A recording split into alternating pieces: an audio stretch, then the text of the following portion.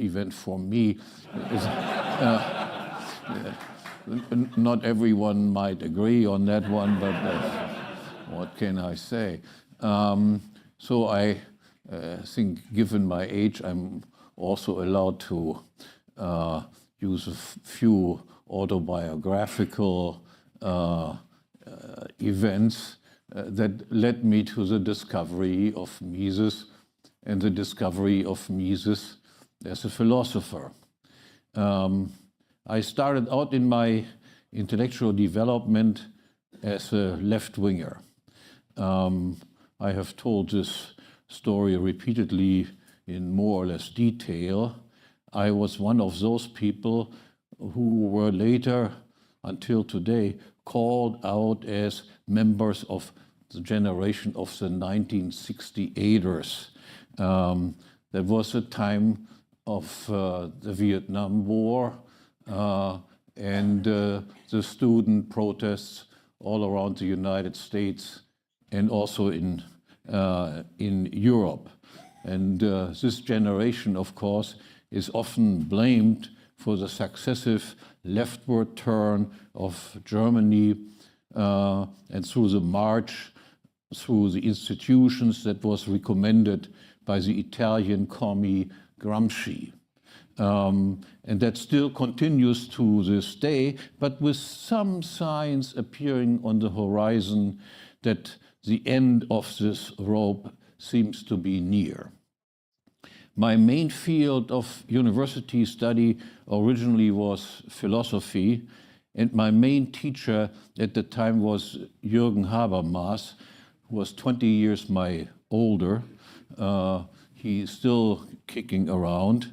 At that time, he was the young rising star of the famous Frankfurt School of so-called critical theory. The other big names whose lectures I regularly attended were Max Horkheimer and Theodor Adorno. Both were Jews who emigrated to the United States and then returned to Germany after the war. Habermas was a Gentile, it had nothing to do with immigration or anything like this. Another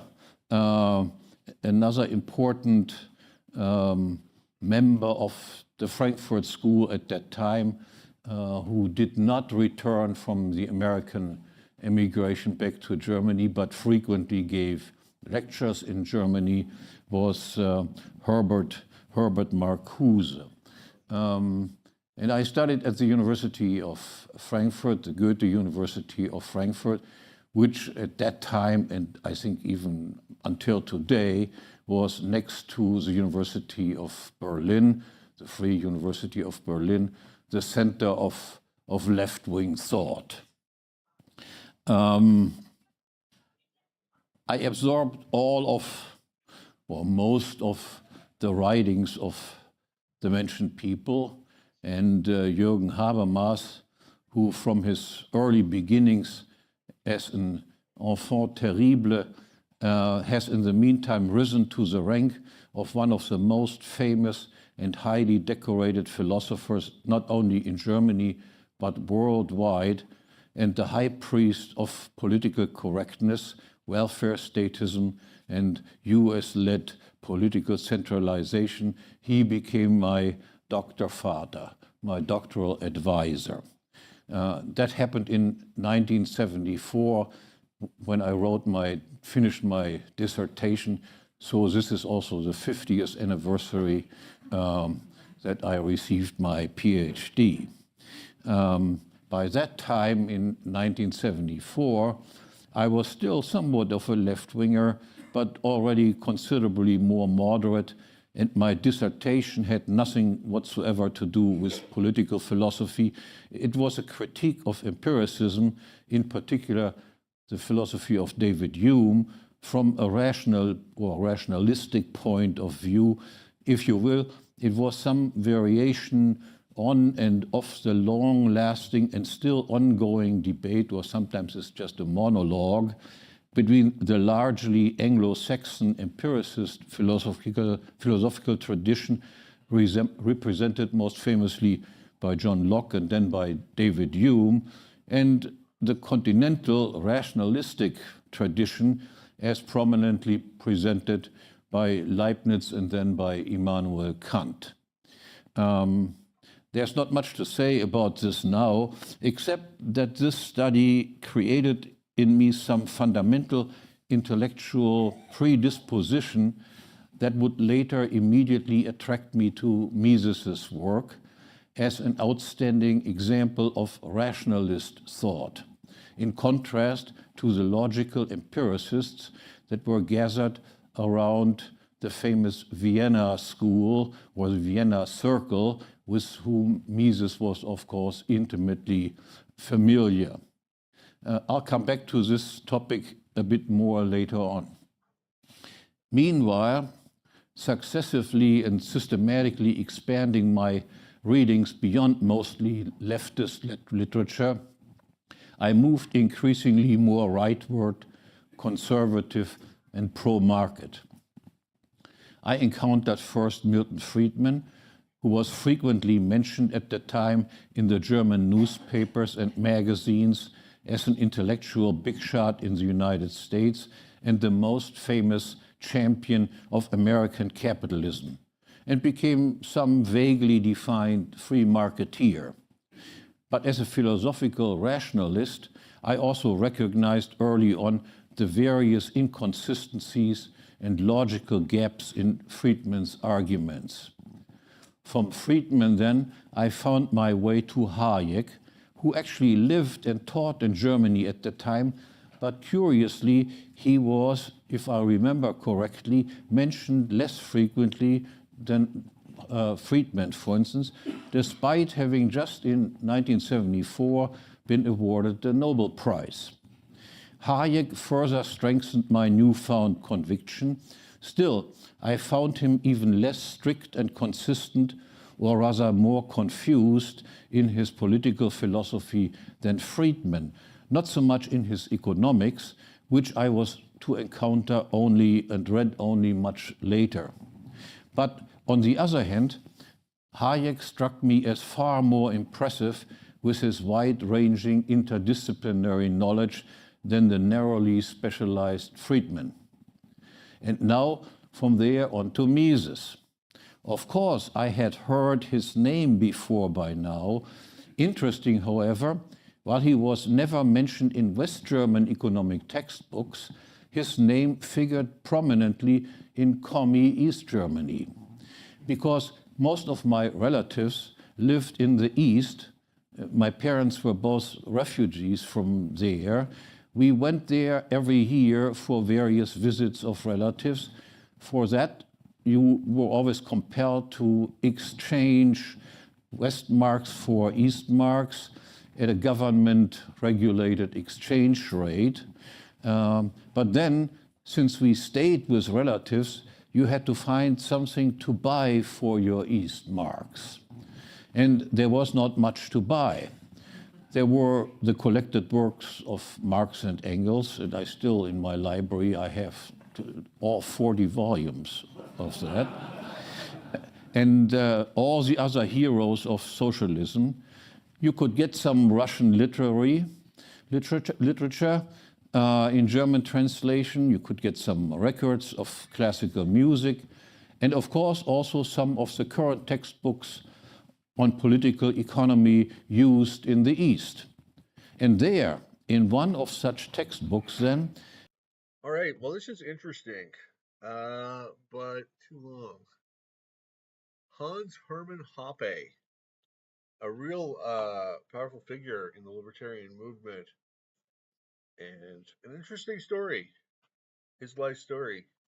You could also find some detailed criticism of Western so-called bourgeois economics and economists, among them Friedman, Hayek, but in particular also of Mises, who was singled out as the most wrong-headed, dangerous, and detestable of all of these bourgeois thinkers. Still, until the 1970s, late 1970s. All right. Let's see what's going on in the Austrian economics Reddit. What's up, everybody? Hey, there's my post. Live streaming from an Austro-libertarian perspective. Thanks for the upvote, whoever gave it to me. Let's get into this then. Once you understand the destructive nature of the state, you understand that it is the cause of, not the solution to, our problems. Not a pithy title. So the Austrian economics subreddit has been overwhelmed with trolls recently. But they're well-meaning for the most part. Social democrats who, I don't know what it is, what it's going on, why there's so much activity in this subreddit. If you don't organize some kind of government to handle defense and justice, then you're just waiting to be absorbed by some other country that did. So Austrian economics isn't really ANCAP, anarcho-capitalism, the political ideology that says, let's get rid of the state and just have markets. But I suppose this is an anti-statist. The state is, as an organization, by its very nature, combines an outright inability for economic calculation with contradictory destructive incentives. It's a lot to unpack in one sentence. Once you realize the economic nature of the state, the hope/belief that it will solve problems crumbles and becomes mere fantasy. I don't think this is actually accurate. I think the state is a criminal conspiracy. It is the systematic looting of the economic class by the political class. This description paints the state as like a destructive monster, like an ogre, just or a giant.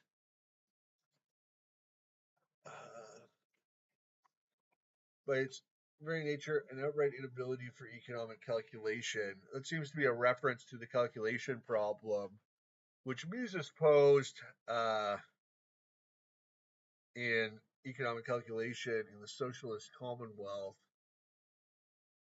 But can the state calculate within the confines of a market or mixed market economy?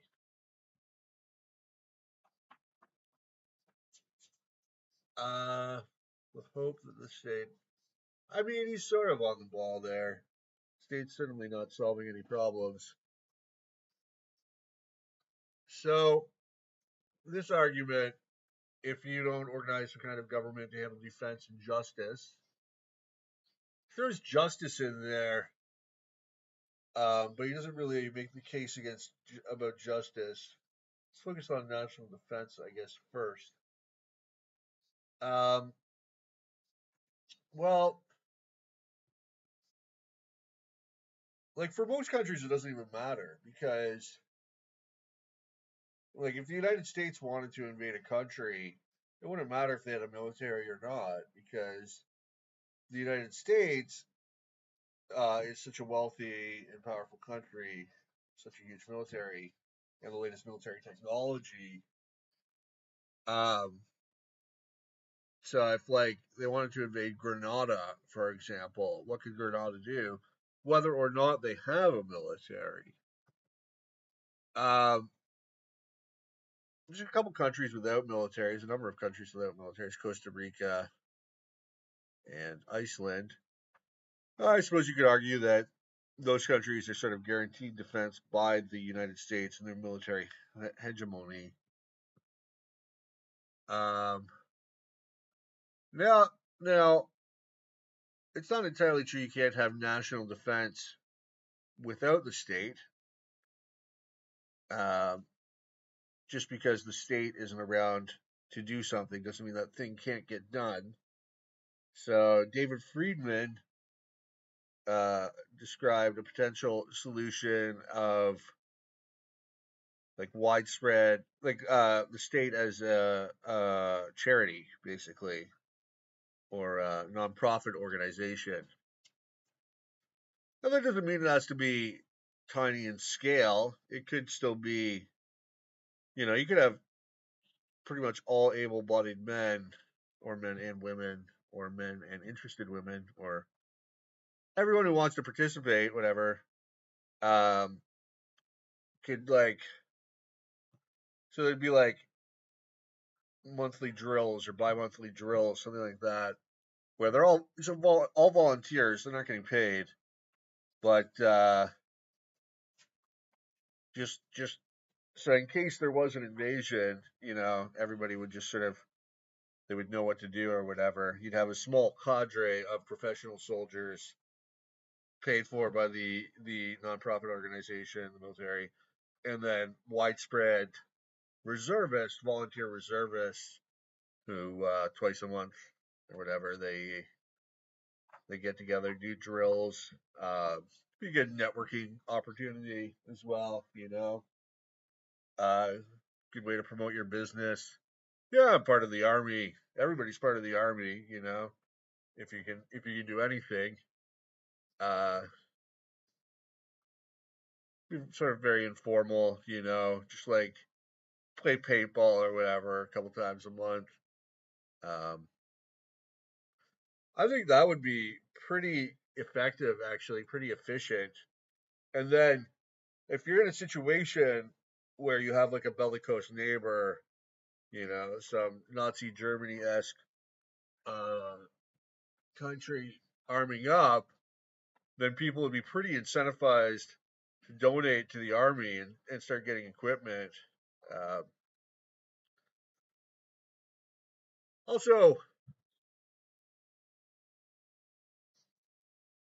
uh, you can just have like resistance organizations, guerrillas. That's pretty effective. Like people fighting on their own. It's hard to hold territory.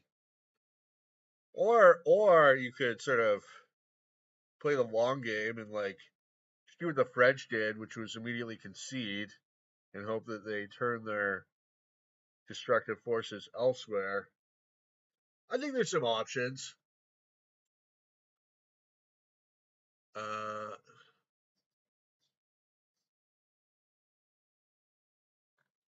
let's see. Talking about Mexico. Okay, reminds me part in Game of Thrones where the character of the mountain was lost. Found a small farming village of people happy living off the land. Helped him. The part where some evil people started threatening them, the farmers did not care. The mountain said, "You need to be careful." They said, "Why? You have nothing." They killed them all. Moral: humans can and will kill for anything and will do whatever to have power. Government is a deterrent for others' beliefs versus our beliefs. Sick. And it also stops ARE people from being trash. Being trash? They are people who love to scream freedom and want to live off the land, but tend to forget if a million people follow their lead, 999,000 will be dead for the other 10K, killing and making new rules for their free land. Okay.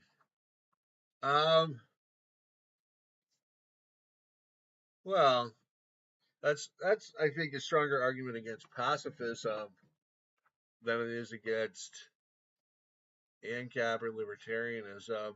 Uh, I don't think that's really a strong argument against an ANCAP society because ANCAPs believe in self-defense, believe in criminality and setting up institutions to deal with criminality.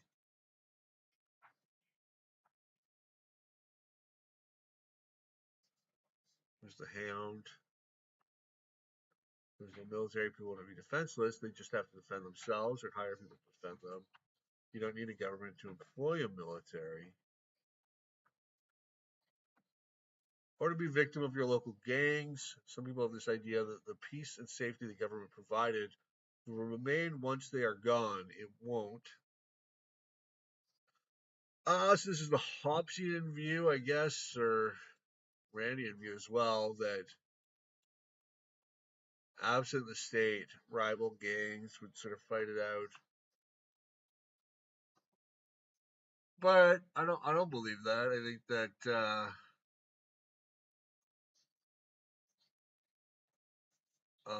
I mean, there's going to be criminality. There's always criminality. You deal with it the way you deal with criminals, through a legal system, through the police. Still would be police, through self-defense, of course, as well. An armed anarchy would still be fairly dangerous.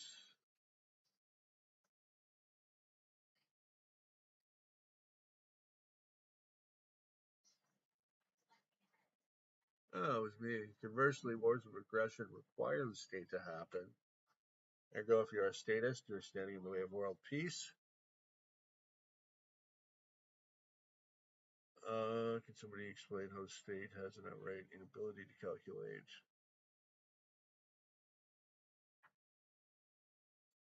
Once you understand that big business and government are one and the same and are our problem, you don't use are and our back to back. It's bad writing.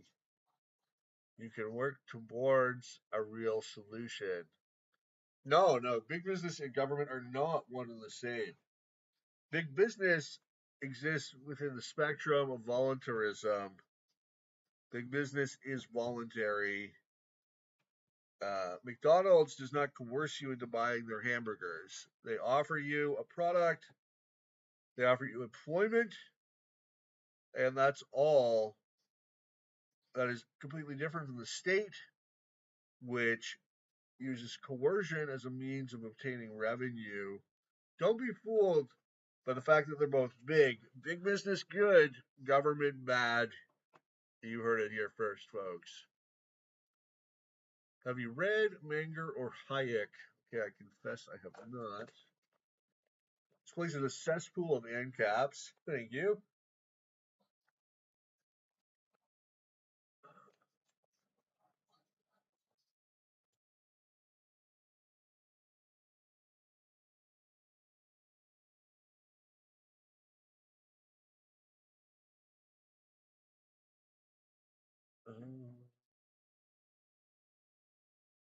All right, this is depressing. Go back to YouTube. I thought that would be more fun than it was. All right. Is how do you pay for attacking COVID? Because a large part, you see some, there are many movements in America, the deficit hawks, as they're called by some people, saying we've got to get the deficit back to zero, et cetera, because we're burdening future generations. This again is one of the reasons I designed Minsky, because. So yeah, deficit bad, government spending bad. People should be able to spend their own money. Basically, government spending is bad because it mandates taxes. Anytime the government spends money, you don't get something for nothing. It's got to come from somewhere. It comes from the taxpayer. And what the government spends money on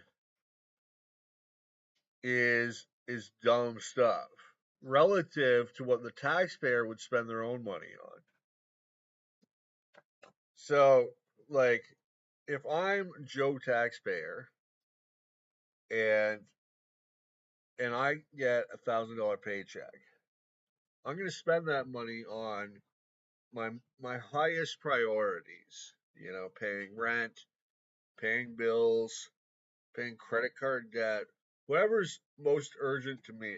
Saving up for a vacation, you know, if I'm overworked and I need that 2 weeks in the Bahamas or whatever.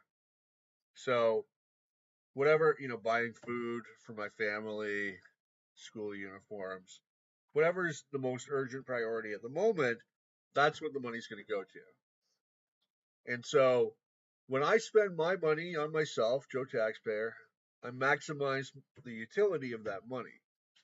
When the government spends my money, it goes to government boondoggles to enrich special interests. It goes overseas to other governments through foreign aid. It goes to subsidize research programs that go nowhere. It goes to subsidize academia. So college professors, university professors can. What, is there a problem with the stream? Can did I close it? Wait. What's happening?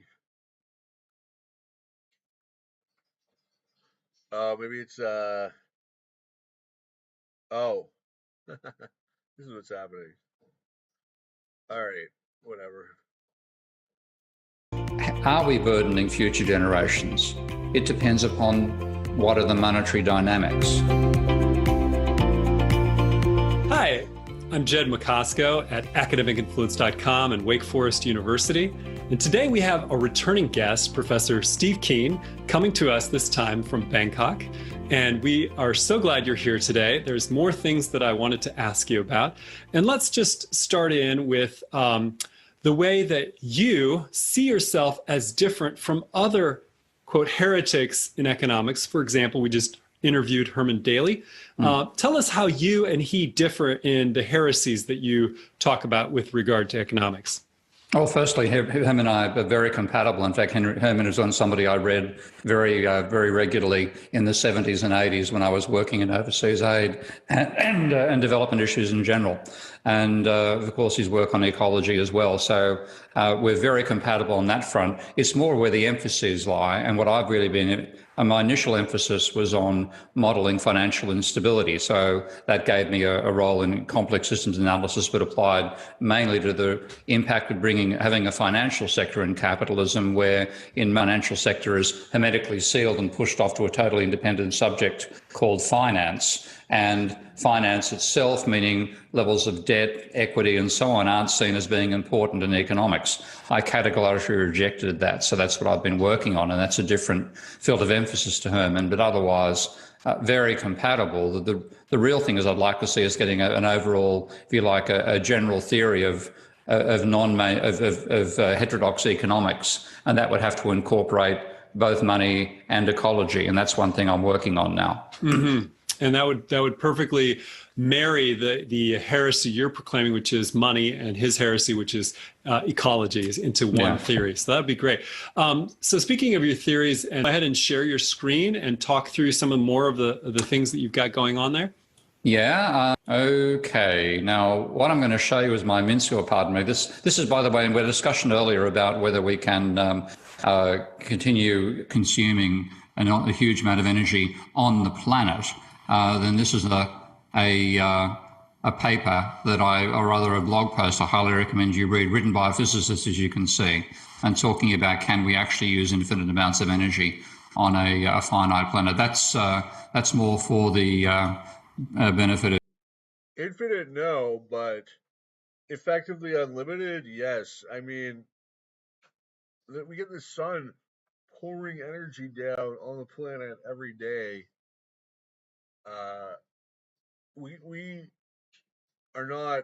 can have economic growth for thousands of years, for millennia. Of you, Jed, and the audience necessarily. Mm-hmm. What I meant to show is, this is my software I call Minsky, named in honor of Hyman Minsky, not Marvin Minsky, but whom I know, of course. But this is my software package called Minsky after Hyman Minsky. And what it lets you do, it's a system dynamics program. So if you've ever used packages like Stellar or that sort of thing, it's a relative to those programs. And what it lets you do is generate systems of differential equations using a flowchart. So I've zoomed in here, and what I'm showing it, I'll just do a quick quiz. Can you recognize the model? No, I can't. Okay. You know Lorenz's model of chaotic dynamics? Yes, I have learned That's that. it. Okay, so this is Lorenz's model of chaos in fluid dynamics. So Lorenz was a meteorologist or a weather person, and he sort of discovered the field of chaos theory because he had these are like this is quite some time ago. This is like 50 years ago, and he had a model of the weather. He was trying to model the weather, and there's a number of variables in his simulation. And what happened was when he printed off the data, it was only to like 8 or 9 decimal places, and it chopped off the rest. And then when he reloaded it and re-entered the data, despite being off by only a very small amount, the amount after the 9th decimal place that was chopped off, what should be an insignificant uh insignificant amount of the variable, he got dramatically different results in his weather simulation. So this led to the idea of a sensitive dependency upon initial conditions, or what is known as the butterfly effect. The idea that even a very small change in initial starting conditions in a chaotic system can lead to a very large result. And flows. So you have just 3 variables, X, Y, and Z, 3 constants, A, B, and C. And this was in 1963 when Lorenz first built this model to explain why there was turbulence in weather and why we had to use nonlinear models rather than linear. This is where we discovered what it was called the butterfly effect. So you heard people talk about the butterfly effect. When you plot one variable against another in this system, you get what looks like the wings of a butterfly. And that's what inspired Lorenz to use that particular comment to characterize how a tiny difference in initial conditions could lead to a completely different weather system. The flapping of a butterfly wing flapping in China can cause a hurricane rather than clear skies in the USA. So that's Minsky as a way of modeling any dynamic system, and it's actually quite good for mathematical modeling in general. But what I've used it to do is to model the monetary system. And as I mentioned in our talk a few days ago, most people who don't study economics think economists must be experts on money, because isn't the economics about money? In fact, mainstream economics has rationalized leaving money and banks and debt completely out of macroeconomics.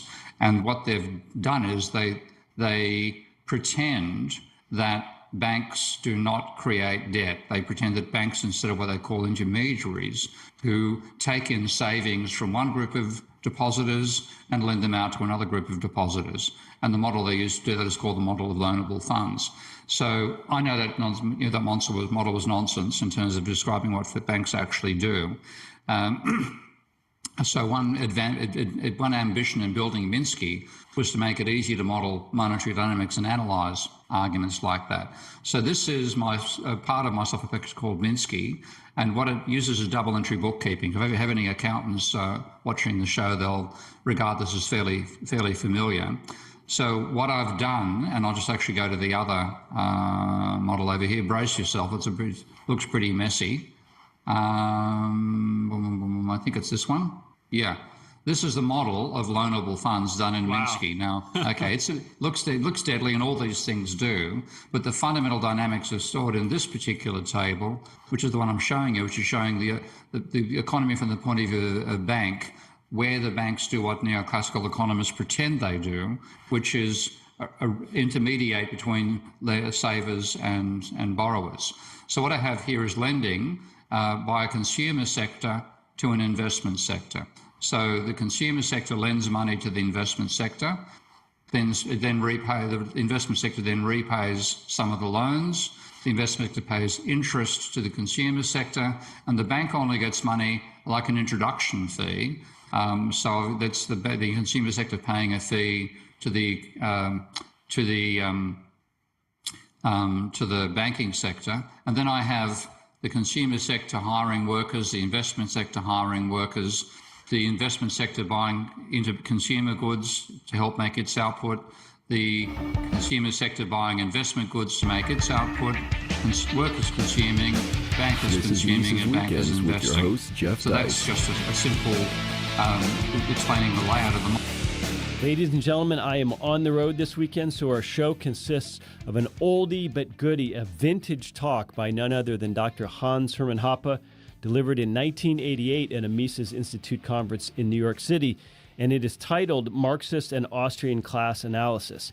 And it might surprise you to understand that there are actually some intellectual affinities, as Hoppe puts it, between Austrianism and Marxism, stemming from their common conviction that there does indeed exist something like exploitation and a ruling class. So if you like Hoppe and you're interested in Marx, stay tuned for a great speech. Is there some society you know that doesn't run on greed?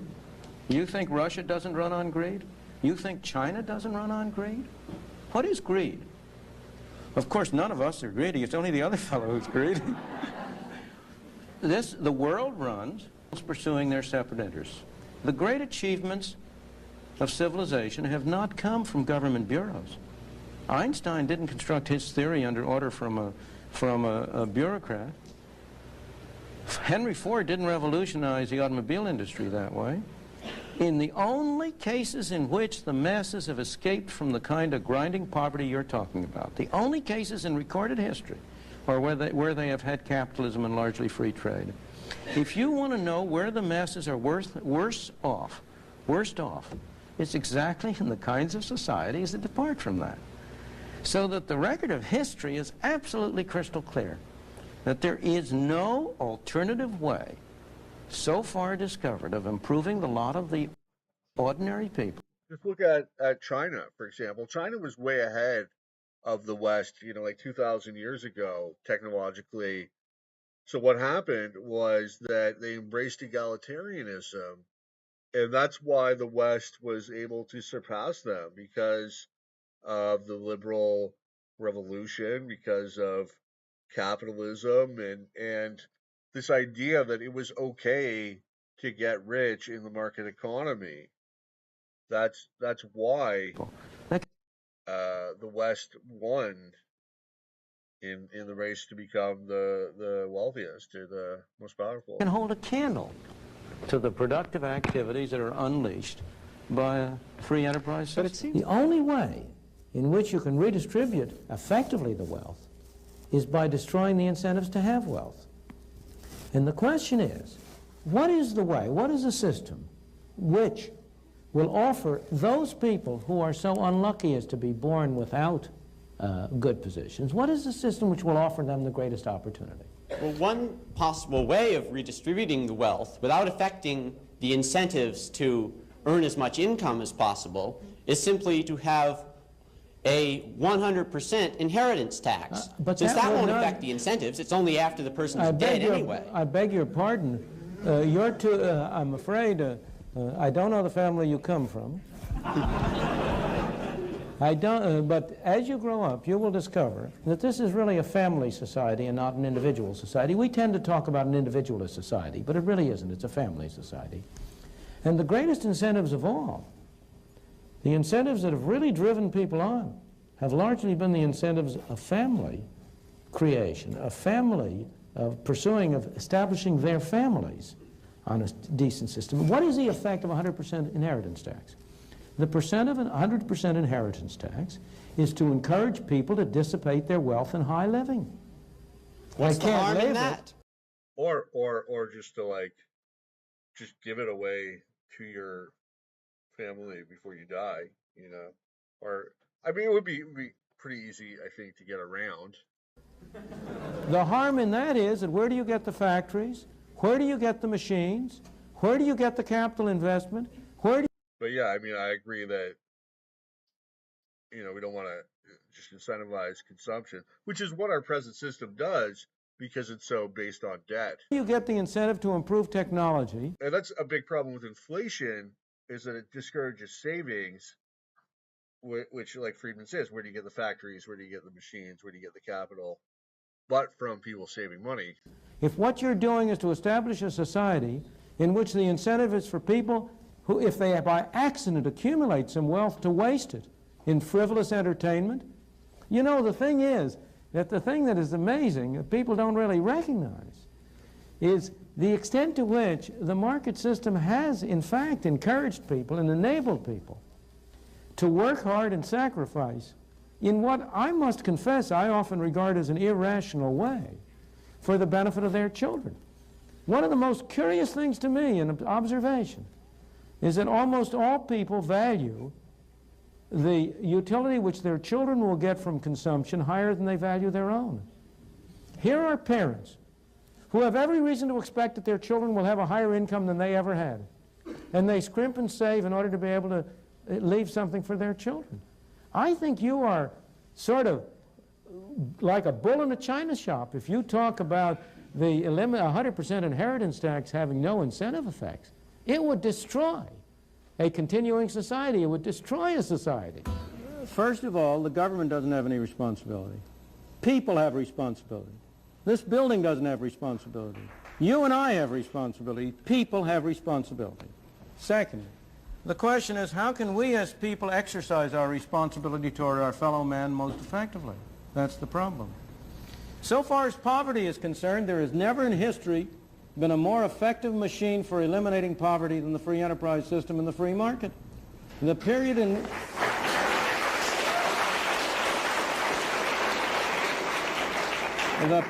which you had the greatest improvement in the lot of the ordinary man was the period of the 19th and early 20th century. Those of us in this room are the heirs of that. We benefited from the way in which our parents and our grandparents were able to come here. And by virtue of the freedom that was offered to them, were able to make a better life for themselves and them and us. But next, if you look at the real problems of poverty and denial of freedom to people in this country, almost every single one of them is a result of government action and would be eliminated if you eliminated the bad government failures. Let me be precise and specific. Why do we have so high an unemployment rate among black teenagers? It's a disgrace and a scandal. Why do we have so high an unemployment rate? First of all, because we give them lousy schooling through governmental schools, which make them unqualified to hold decent jobs. And second of all, we require employers to discriminate against them by not hiring them unless their productivity is enough to justify a minimum wage. The minimum wage rate is the most anti-Negro law on the books. And it's an anti-Negro law because it precisely, having first not enabled the young blacks to have a decent schooling so that they can have productivity, we next deny them the on-the-job training that they might get if you could induce employers by being able to hire them for relatively low wages to give them on-the-job training that would make them qualify for higher payment and higher productivity. In the third place, we have constructed a governmental welfare scheme which has been a machine for producing poor people.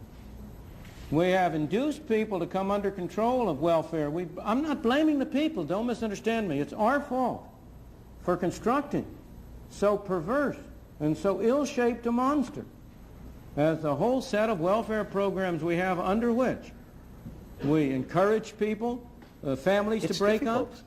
We encourage people to move from one part of the country and come to another, under which we have, in effect, made many people poor. And yet, when all this is said and done, have I ever been where? Welfare or poor. I have, sir. Of course, more so than most of the people in this room.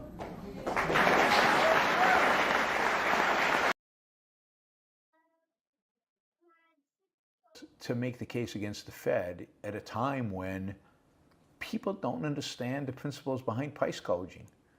People don't understand the principles, the economic principles that say price gouging is okay, but the economic principles about anything, about price controls, about rent control, about immigration, about tariffs.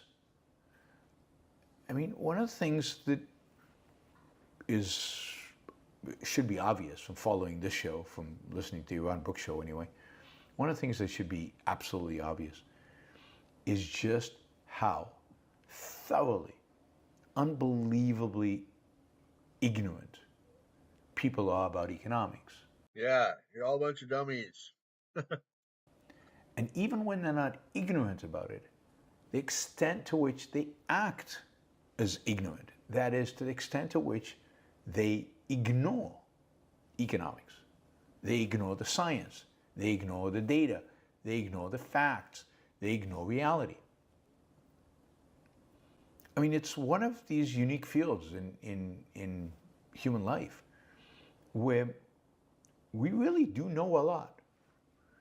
You can call economics a dismal science, but the reality is we understand and know a lot about economics.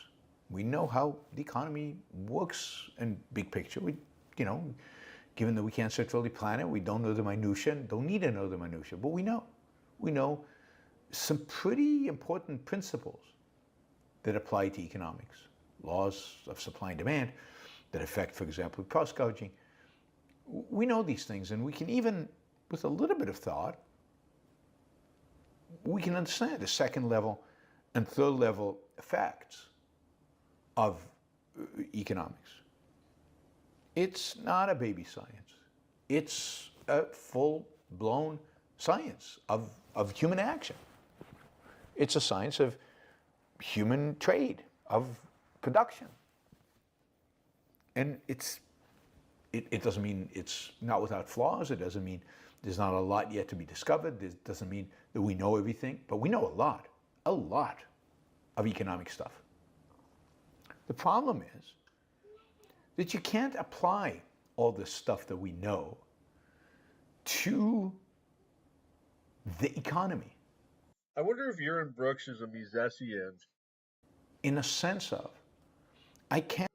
So, from what I know about this guy, he's an objectivist, a follower of Ayn Rand, who, I'm a huge fan of.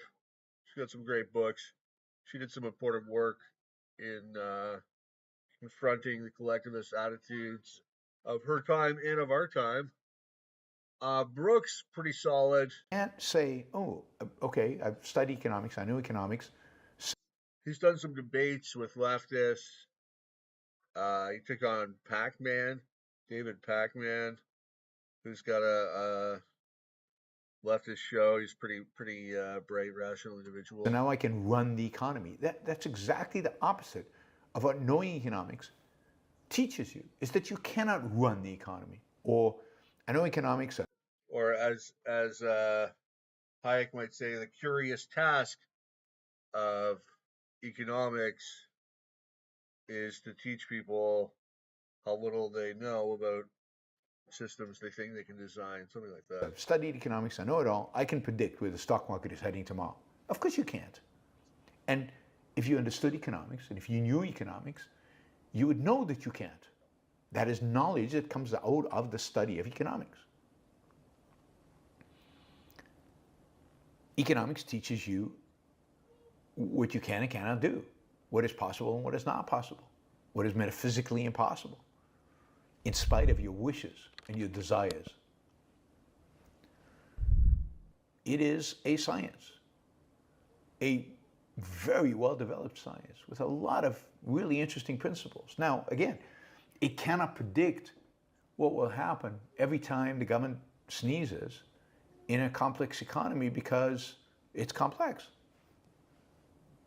And because the complexity involves human action, which means human choices and human decisions. And you can't predict those, certainly not with certainty. And aggregating those decisions doesn't make. I think what Mises said was that human action is the ultimate given. That any sense. So part of knowing the science of economics is to know its limitations. That is, to know not its limitations qua science, but its limitations qua what is the relevant field of study. And economics as a science is not supposed to tell you what interest rates should be. Because what interest rates should be, economics tells you is whatever the market determines them to be at the intersection of the supply and demand for particular loanable funds. That's what economics tells you. It doesn't, the theories that we have, the Keynesian, once you stop Kamala Harris's open border policies, are not economics. They're pretend.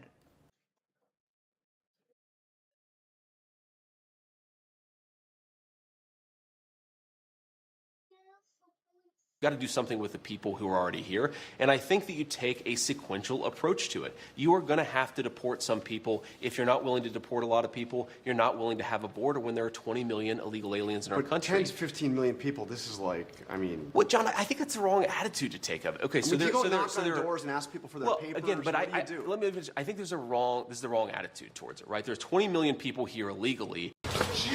Once you stop Kamala Harris's open border policies, you've got to do something with the people who are already here. And I think that you take a sequential approach to it. You are going to have to deport some people if you're not willing. Or, hear me out here, you could just not do that. Willing to deport a lot of people, you're not willing to have a border when there are 20 million illegal aliens in our country. 10 to 15 million people, this is like, I mean... Well, John, I think...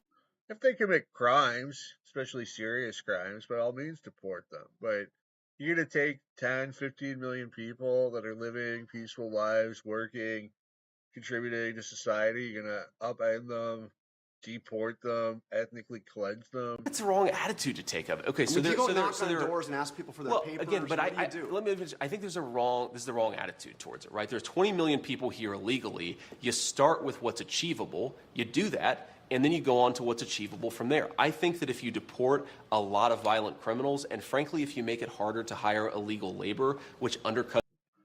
So, I mean, deporting violent criminals, sure. Making it harder to hire illegal labor, I think, is the wrong approach. It's not a humane approach. I mean, I don't know how you equate those two things. Cuts the wages of American workers. I think you go a lot of the way to solving the illegal immigration problem. But look, President Trump is absolutely right. You cannot have a border unless you're willing to deport some people. I think it's interesting that people focus on, well, how do you deport 18 million people? Let's start with 1 million. That's where Kamala Harris has failed, and then we can go from there. Once you stop Kamala Harris's...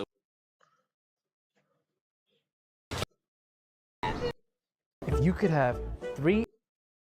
Whoever made this is a genius because they designed a way to make cars stop in the most efficient way possible. This design is located in Vancouver, and the idea is to pick up a brick next to crosswalks to make sure cars stop for you. The reason behind this is because several fatal accidents have happened in this road, hence why this idea was implemented. Whoever made this is a genius because they...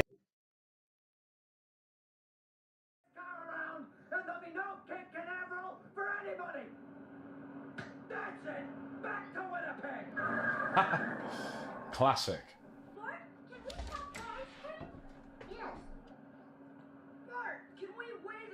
What are you doing, bro? So much. What do you mean? I'm just watching The Simpsons. You said you were going to film that Thomas Sowell. I appreciate his attempts to communicate economics to a broad audience. In basic economics, he makes a point of avoiding mathematics and equations, sticking to plain English. Every voter and every politician that they vote for affects economic policies. We cannot opt out of economic issues and decisions. Our only option... That's because the modern economics profession, econometrics et al., they worship these mathematical equations and models that have no relation to reality. They're just envious of the natural sciences. They want economics to be a natural science where you can have these calculations, but the reality is that that's not what economics is. Are to be informed, uninformed, or misinformed when making... These models don't represent reality, and they don't provide any useful information. Our choices. Fundamentally, economics is a logical a priori science on issues and candidates. And it's really not economics at all. It's praxeology, which is the science of human action. Basic economics is intended to make it easier to be informed. That's part of what this channel is all about. There wasn't that much economics on YouTube, and what there wasn't great in my opinion, so I thought I'd try to contribute. I watched this like a day ago. Sourced. A few He days rarely ago. delves into the academic literature, but prefers block quoting newspapers like The Economist, New York Times, and Wall Street Journal. He frequently spends too little time on individual cases to give them an honest, thorough examination. He just references them in passing. In many cases, the sources he uses do not support his interpretation if you go and check them, as I did repeatedly. In fact, they may outright contradict what he's saying. On the rare occasions he does review the academic literature, it's just not done properly. Thirdly, his perspective is out of touch with modern economics as a profession. This could be fine, except that the book calls itself Basic Economics, so you would expect it to give you an idea of what economists actually think. As somebody with a modern economics education who has taught basic economics, I can tell you that Sowell is quite far away from the discipline these days. Economics textbooks are flawed, but they will give you a much more balanced picture of how market economies can work and fail. This book should really be called Basic Free Market Economics. I genuinely don't think you're going to learn much about economics from reading Thomas Sowell. Your time is better spent elsewhere. What I want to do in this video is not just to present a counter-argument to Sowell, to debunk him. What I want to do is present an alternative view of economics to Sowell's, one that actually has a long history and I feel is much more helpful for trying to understand the subject, including key historical events. If you like Sowell, then thank you for tuning in. I'm not expecting this video to change your mind instantly. This isn't a simple takedown.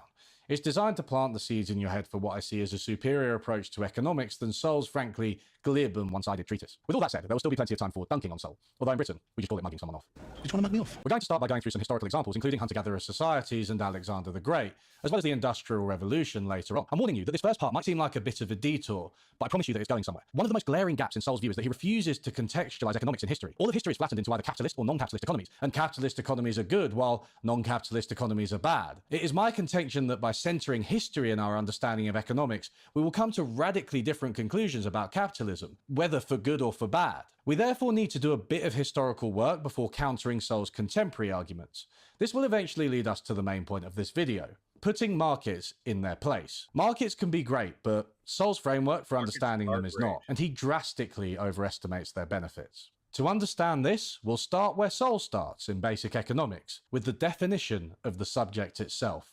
You can't argue with Tom, so you might as well hide what he's doing. And that's what they're doing. They're just ignoring what he's written because there's no way that they can argue with Tom Sowell. Oh, I think I can give it a try. Economics is kind of a weird subject. For a long time, the study of economics was always paired with the study of other aspects of society.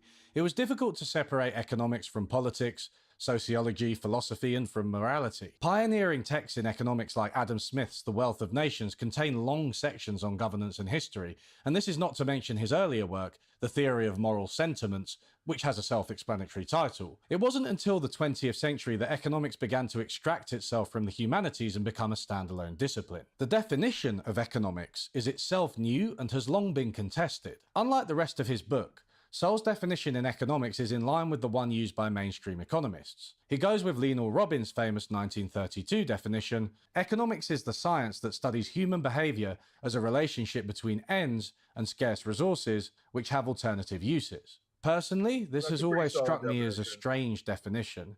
If you're new to economics, it doesn't give you much to go on and just raises more questions. If you were defining physics, you could simply say it was the study of matter and energy. If you were defining sociology, you could say that it's the study of society and social behavior.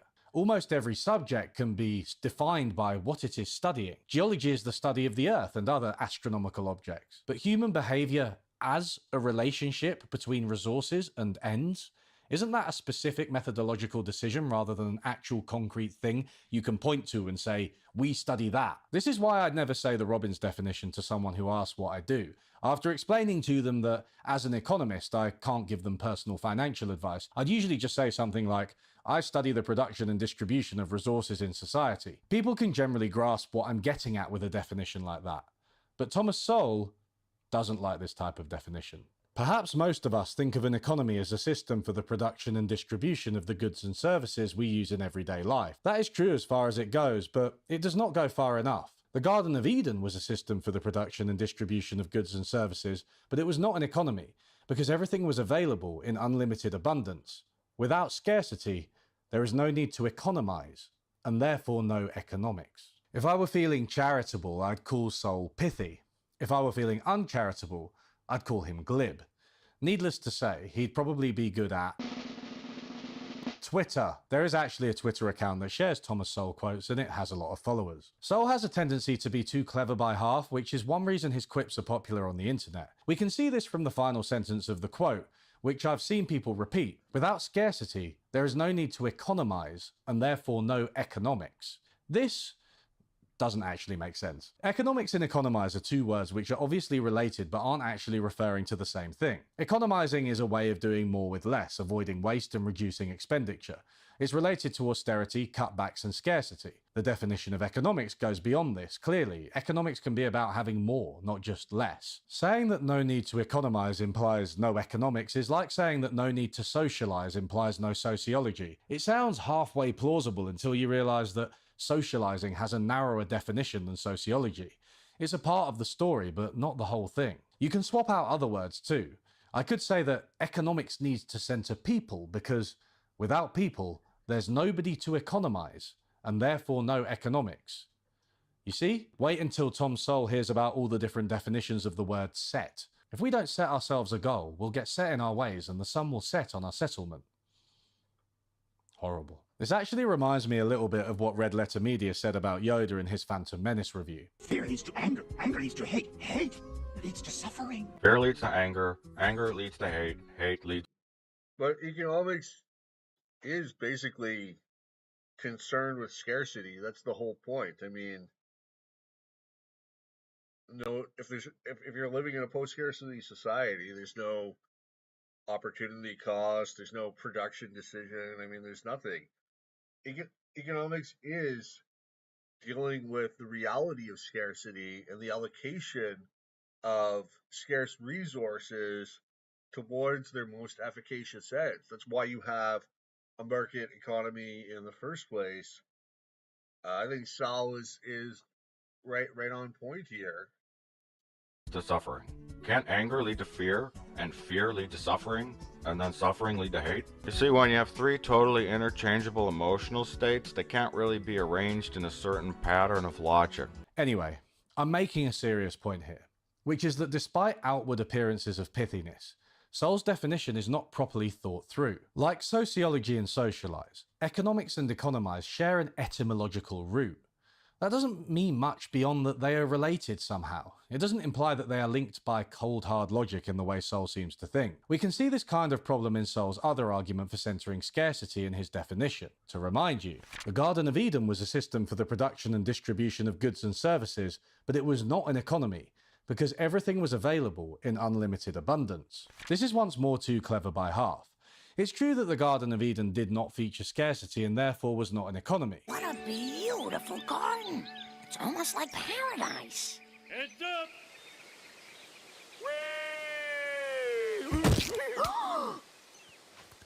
Well, hello.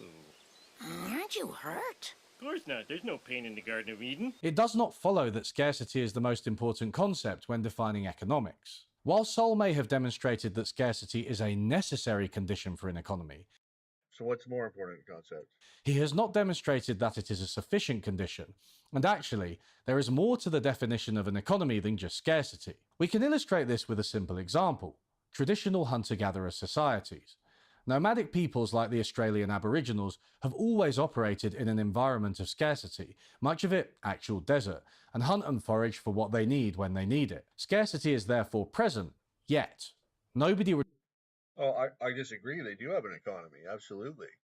They have an economy, they have production. When they hunt and gather, they're producing. They're a very low-level economy, might not even engage in trade. But look, you can have an economy with a single individual on an island. So absolutely, I disagree with this guy here. Would recognize their society as having an economy. The system of production and distribution is just not there. This is more than just definitional nitpicking. If you focus largely on scarcity... Also, there is no system of distribution in economics. That's not even a thing. then you miss a little. There's production, and people are paid relative to what they contribute to the productive process. There's no distribution of resources. It's not something that happens. Event. It's called the emergence of civilization. Hey everyone, editing UE here. A couple of UE, yeah, absolutely. Hunter-gatherers have an economy.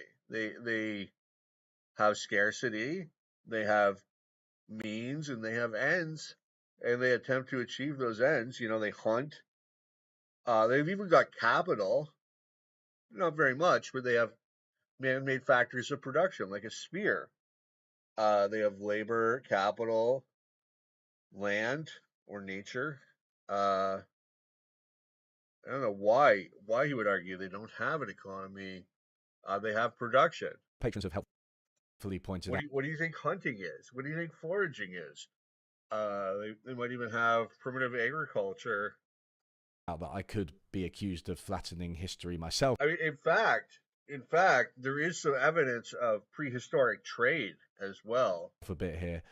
Firstly, I repeatedly use the term the Aboriginals to refer to indigenous peoples in Australia. That's not really the accepted term. The accepted term these days is indigenous peoples. Secondly, I did not want to imply that the groups that we call indigenous, whether in Australia or elsewhere, didn't have any sort of surplus, didn't have anything that we would call civilization, because there were a wide range of different ways of organizing society across Australia and of course the world. And there is evidence. There's a book called Dark Emu which points to some of the indigenous peoples in Australia having surplus and therefore having an economy. So I didn't want to oversimplify. Why do you need surplus to have an economy? Even if you're subsistence agriculture, even if that's still an economy, you don't need surplus to have an economy.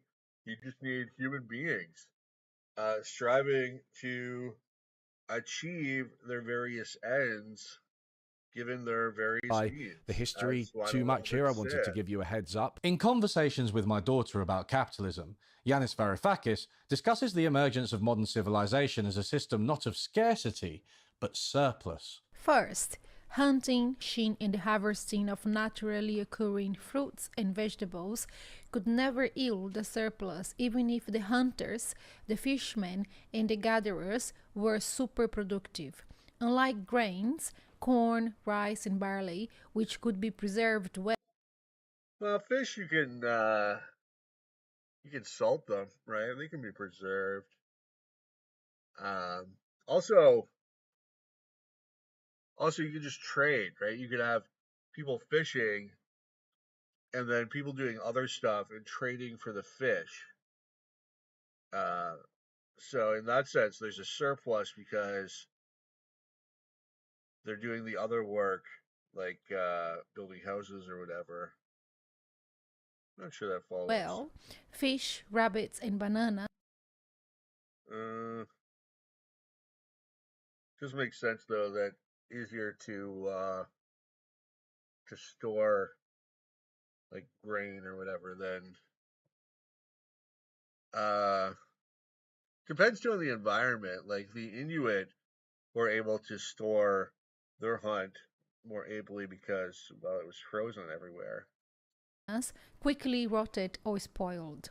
Second, the production of agricultural surplus gave birth to the following marvels that changed humanity forever: writing, debt, money, states, bureaucracy, armies, clergy, technology, and even the first form of biochemical war. It wasn't until we had settled agriculture, which was able to produce an excess of grain, that we saw the construction of large-scale systems of production and distribution. As agriculture scaled, less of the population was needed to feed those who did not produce food. Systems of distribution, often exploitative and hierarchical, began to develop, as did a class of people who lived off the surplus generated by the farms.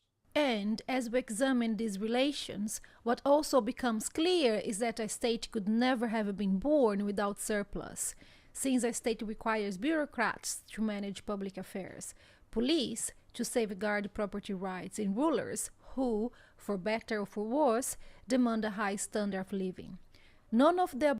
So this is one theory of the origin of the state. It's actually a minority theory within the academic literature. I believe the theory of conquest is more popular. not that that matters. I mean, there's both economic and conquest theories as to the origin of the state. I personally favor Franz Oppenheimer's view, which was that the state was established by conquest, by tribesmen needing to exact tribute from conquered tribes, basically. And then there's the hydraulic hypothesis, which Vince Vogel argued that states or societies that required a high degree of irrigation became despotic, as in the case of Egypt or Mesopotamia, because they needed that strong control over the population in order to enforce irrigation.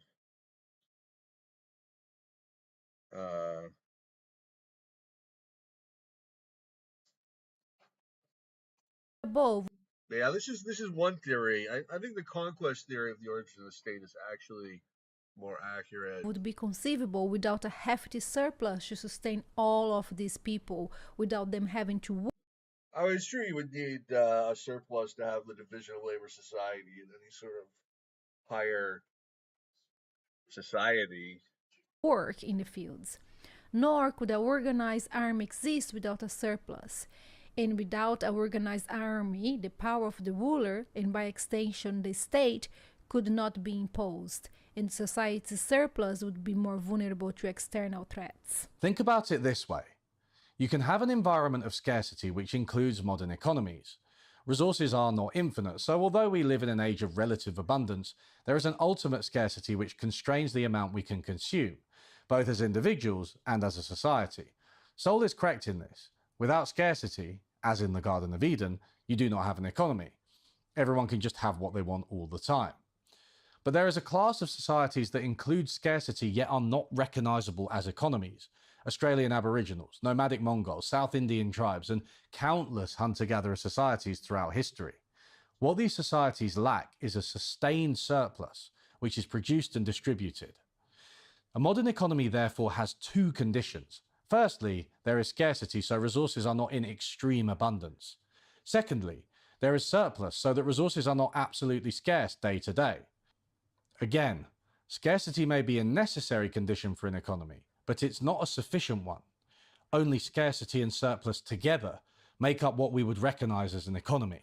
Also, I've refrained from saying this so far, but it's worth pointing out that Sowell's counterexample is entirely made up, whereas my counterexample at some point. To remind you, the definition of economics that Sowell uses is, economics is the science that studies human behavior as a relationship between ends and scarce resources which have alternative uses. By focusing on scarcity only, this misses the historical emergence of surplus as the basis for an economy. If you define economics as the allocation of surplus, then you raise different questions, as we'll see. Of course, it's not that Sowell is entirely unaware of surplus, or what he might call wealth creation.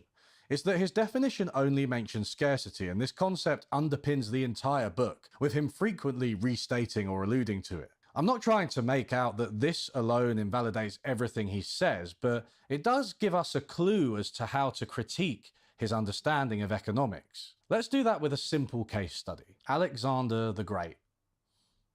Is that right? Cool. One of the good things about the idea of social surplus is that it naturally adds historical specificity. By construction, we are not talking about civilizations that did not traditionally have a sustained surplus like the Aboriginals. We are confining the application of economics to civilizations from ancient Sumer to Rome to contemporary capitalism. Still quite a wide range, but nowhere near as wide as Sowell's. And the fact that this surplus changed over time is another instance of historical specificity. Sowell's definition of economics causes him to flatten history in a way that is entirely unconvincing. Without having placed his definition in historical context, he cannot say where it doesn't apply, except to an imaginary situation, the Garden of Eden. Sowell does not entertain the notion that different societies would have entirely different approaches to the production and allocation of the surplus, which do not follow his logic. I'm not a historian, and I'm not here to tell you about how every ancient civilization worked and how that differs from modern economies. Fortunately, I don't need to, because Sol's discussion of these time periods is so poor that it barely warrants rebuttal, but I'm going to rebut it anyway. For example, he claims that policies which have led to rising price levels under Alexander the Great have led to rising price levels in America thousands of years later. You might wonder what kind of evidence he marshals for such an extraordinary claim. After all, historians have trouble knowing exactly what happened in 300 BC, let alone why it happened. But that's all we get the first time Alexander the Great is mentioned. Maybe Sol's just hinting at something that he'll discuss in depth later. When Alexander the Great began spending the captured treasures of the Persians, prices rose in ancient Greece. That's it. That's the extent of Sol's proof that price increases in the modern USA followed the same laws as price increases in the Macedonian Empire. You may notice that apart from the sentence-long treatment of a hugely interesting and therefore contested historical event, he doesn't even make a comparative analysis. He doesn't even begin to demonstrate that the two periods followed similar patterns, and he can't because he only spends 40 words on the subject. Sol doesn't provide a citation for his arguments, but I got curious and did a bit of digging. I ended up spending half a day in an ancient economics rabbit hole, and to be honest, it was pretty interesting, so thank you, Tom. The first thing that struck me was the enormous amount of uncertainty and debate among ancient historians. Mark Corrigan from Peep Show summed this up best with his book, Business Secrets of the Pharaohs. What are the business secrets of the pharaohs? Well, look, the first thing is to acknowledge that the ancient Egyptian era is so completely different from our own that any cultural, political, or business parallels that we draw between the two eras are, by their very nature, almost bound to be wrong. Oh, look who it is. Let me give you a little background on Sol's example. Alexander the Great was the ruler of the Macedonian Empire from 356 to 323 BC. From what is now Greece, he expanded parts of the empire massively to the east, conquering parts of Egypt, Babylonia, Persia, and even reaching as far as India. He is thought to have reigned over a period of relative prosperity for many citizens. But it does stand to reason, if you increase the money supply, you're going to have higher prices. You saw this also with the Spanish when they raided all the gold from the Mayans, I don't know who it was, but yeah, if you increase the money supply, prices are going to increase. That's pretty basic. I don't know anything about the Macedonian case specifically, but it makes sense. Though not for the victims of his conquests. Following his death, there were a number of political and economic convulsions, notably the inflation that Sol references. Sol is not precise or specific with his claims about inflation in this period. He seems to be alluding to the argument that as Alexander expanded east, he looted a great deal of silver. Silver was used to mint the currency within the Macedonian Empire, so such a massive expansion of silver would increase the money supply. This increased money supply would lead to higher prices of commodities as there was too much money chasing too few goods, bidding up prices. Why specify commodities specifically? Commodities are like stuff like coffee, that basically you just sell it as you find it in nature. It would be goods.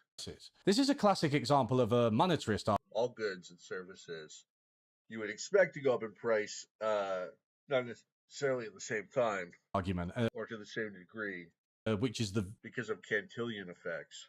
View that Sol seems to hold to most closely. In fairness to Sol, this argument is not uncommon among economic historians and has been made by prominent economic historian Peter Temin, among others. But how do we even know this much about ancient economies? A quick investigation reveals some pretty important details. It seems the Babylonians kept remarkably clear data on the prices of several staples: barley, wheat, wool. These diaries also contain astronomical observations so they can be dated precisely, and they were kept for hundreds of years. Most tablets were, of course, lost, but there are still a few hundred around today. This is rare for ancient history. It's about as good as it gets for quantitative observations 2,000 years ago. It's really cool actually, but even with these tablets, there are just massive gaps in the data. There are only 4 remaining tablets between 566 and 382 BC, for example. In the Treasures of Alexander the Great, historian Frank Holt urges humility when dealing with these kinds of numbers. The ancient world certainly quantified itself on many levels. But the figures that happen to survive are so scattered, inconsistent, and fragmentary that they cannot function in the same way as. I mean, this seems obvious, but yeah, when you're dealing with something 2,000 years ago, it's a lot of guesswork. We expect of modern statistics. Working out anything as complicated as ancient gross domestic product, inflation rates, unemployment levels, or national debt from such numbers must involve massive guesswork to fill in the gaps. The Seleucid Empire in West Asia included Babylon as well as the rest of Persia. Alexander the Great looted silver and other treasures from this area, though whether he converted them into currency is less clear. It is likely that there was a spike in inflation in the conquered territories around this time, and especially after Alexander's sudden death in 323 BC. The inflation appeared earlier in Seleucid before reportedly spreading back to Greece, as Sol mentions. Drawing a causal line between the increase in silver and the scattered inflation across the empire is still a bit of a leap. Hull also states, a quantitative analysis of the Seleucid economy undertaken by G.G. Apergis supports the conclusion that inflation in Babylon was the result of political and military turmoil rather than the release of Alexander's coinage into the market. At Amphipolis in Greece, an inscription records 2 sales of the same property in different years of the late 4th century BC, both times for the same price, showing no signs of inflation in that region's housing market. No literary sources describe for Alexander, as they do for Augustus, a rise in real estate prices due to an influx of plunder. The attractive old theory that Alexander endeavored to promote economic expansion through a calculated increase in the money supply is slowly but surely dying. So there may not even have been inflation back in Greece. We do have more. Well, that's not what that said at all. What that said was there was no evidence of inflation in the real estate industry.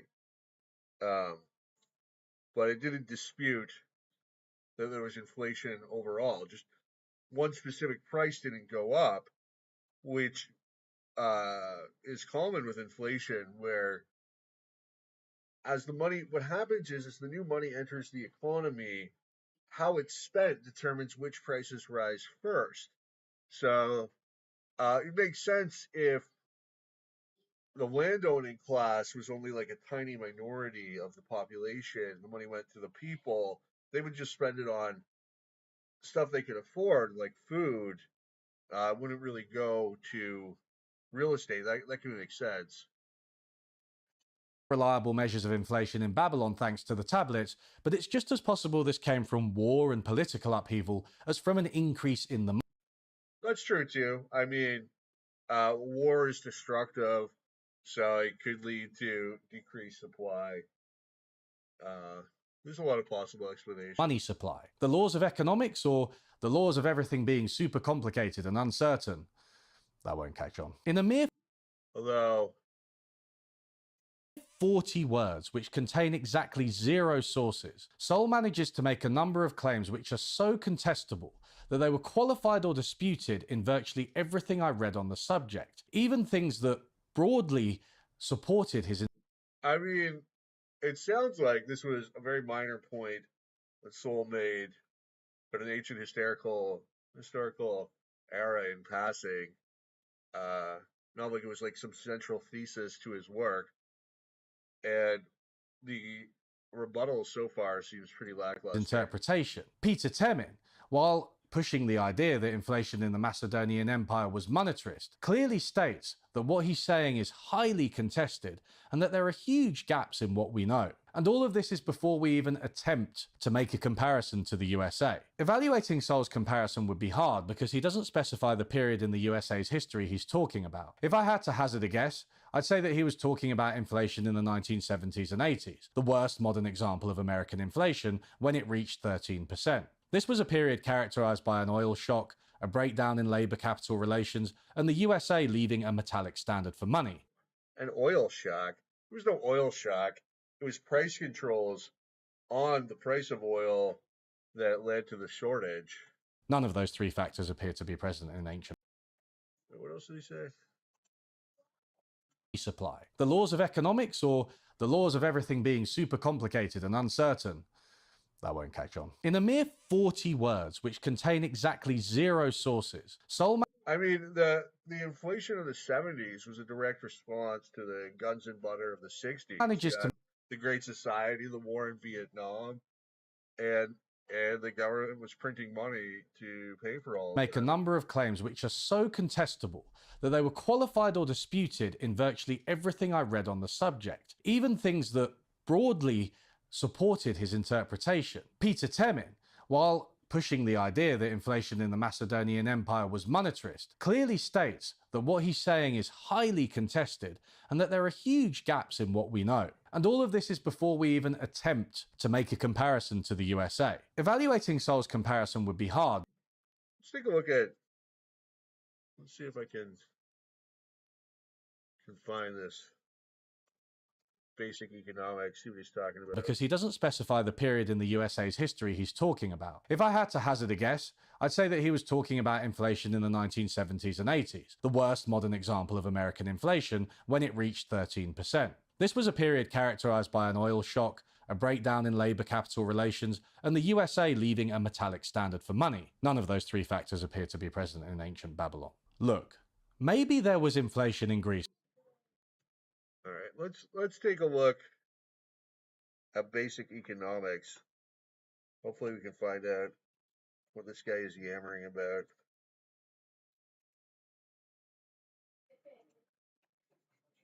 I got this. Just search the internet for it.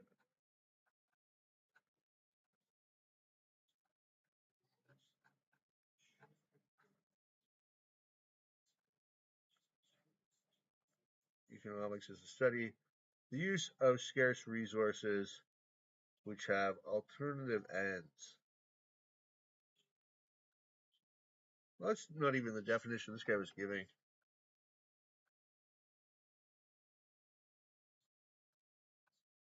The study of the use of scarce resources which have alternative uses. I don't think that ends and means there. You must have a different different edition.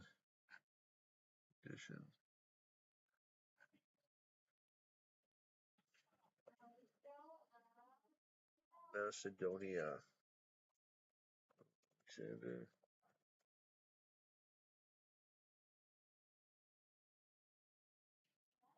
These basic principles of economics apply around the world and have applied over thousands of years of recorded history.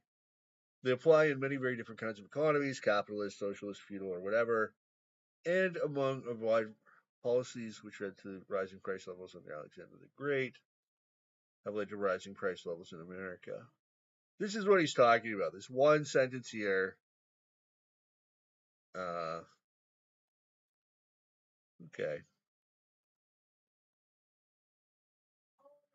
So, I mean, you've had rising price. Yeah, that makes sense. Inflation. He's talking about inflation.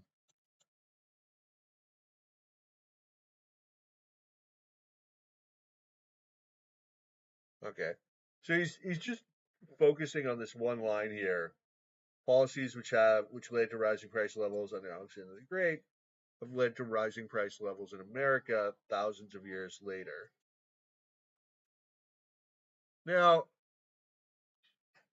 I think there may be different factors that can lead to rising price levels. Or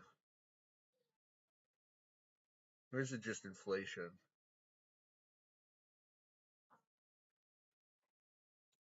Because of an influx of silver under the rule of Alexander the Great.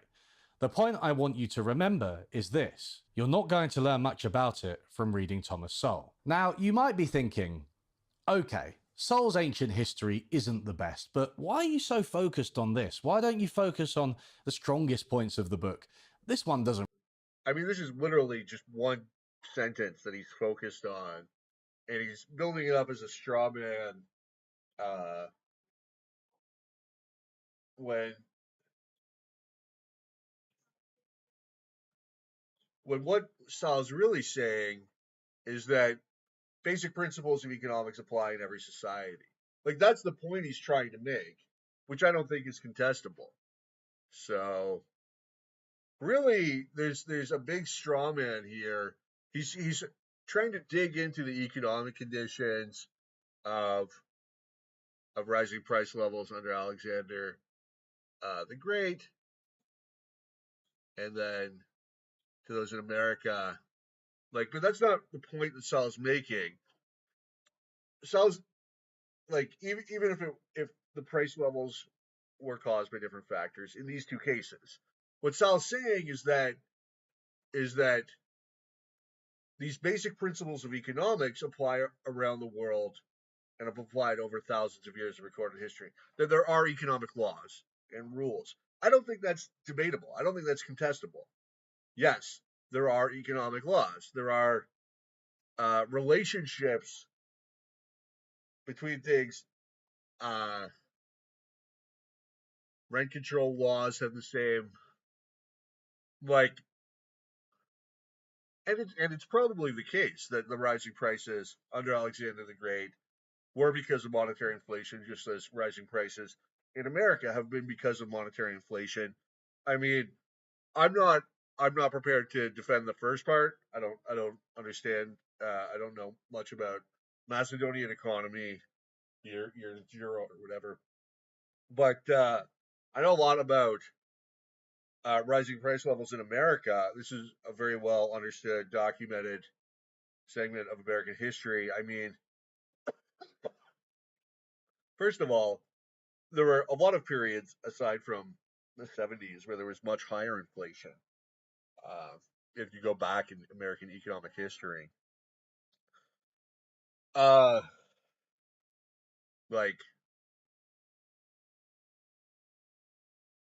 there's been a lot of periods. Not worth a continental. Continental used to be a form of currency, and then it got wiped out by hyperinflation, basically. So, yeah, what he's doing here is he's building up a straw man, and he's not really addressing Sal's argument. He's sort of nitpicking away at this one sentence instead of really digging into the core of the argument. Doesn't really matter, surely. First, we've got a long way to go, and I'll get there, believe me. We'll return to macroeconomics and inflation in part 2. Yeah, there's going to be a part 2. Let me tell you why I've highlighted this section. It's illustrative of the general outlook of Sol and those like him. They think that economics gives them a ready-made set of laws that they can apply across history, often without sufficient understanding of the period they're studying. Here is the full quote from the first time Sol mentions Alexander the Great. These basic principles of economics apply around the world and have applied over thousands of years of recorded history. They apply in many very different kinds of economies, capitalist, socialist, feudal, or whatever, and among a wide variety of peoples, cultures, and governments. Policies which led to rising price levels under Alexander the Great have led to rising price levels in America thousands of years later. Rent control laws have led to a very similar set of consequences in Cairo, Hong Kong, Stockholm, Melbourne, and New York. So have similar agricultural policies in India and in... Even if you disproved, even if in Macedonia the price level was actually caused by war and the destruction of stuff, whatever, that has nothing to do with the broader point, which is that there are general economic laws. And if you dispute that, then I don't know why you're even studying economics in the first place if there's no law. In the European Union countries. What I hope to show you in this video is that economics is at its best when it acknowledges historical specificity. I mean, that's true. Nobody disputes that you have to put these economic laws within the historical context.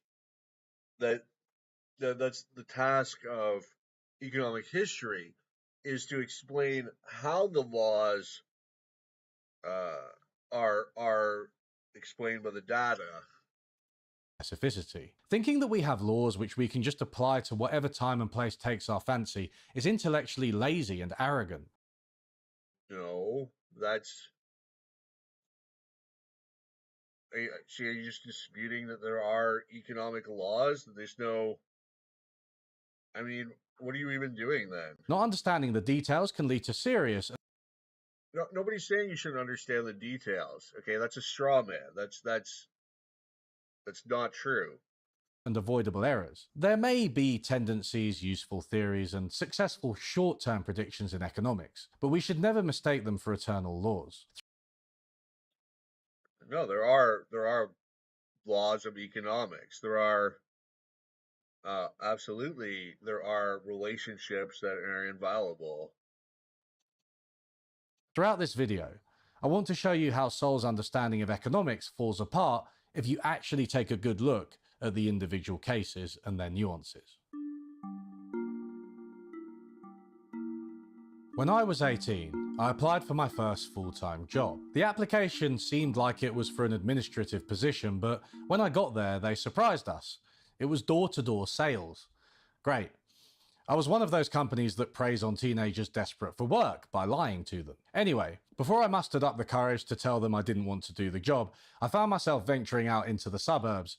I remember the salesman giving me a whole spiel about how the job would always make money because people would always buy cable TV, the thing we were selling. People will never turn around and say, we don't want more channels and higher quality TV. They'll always want more. The salesman rabbited on into my ears as I wondered how to get out of the situation I was in. In a way, he was right. TV consumption has only grown over time, and since the pandemic, hours watched has just ballooned. God, I hate those fake jobs. I know exactly what he's talking about. They almost hired me for one, and they label you as an independent contractor, so you don't get an hourly rate. It's all paid on commission. I mean, I don't know. Maybe you can make money on it, but it's not the sort of work I wanted to do. We are watching more television than ever, probably more than he imagined, with unprecedented variety and convenience. In another way, he was wrong. Okay, but he's not an economist, and he's just some dude selling TV. TV has gone online, so cable TV doesn't even exist in the same way it did in 2010. There aren't that many people selling it door to door or really selling anything door to door these days. So that job has become obsolete, contrary to what the salesman thought. Why am I telling you this 4 out of 10 story about my life? Because this random good question. Salesman's reasoning was better and made me think more than Thomas Sowell's did.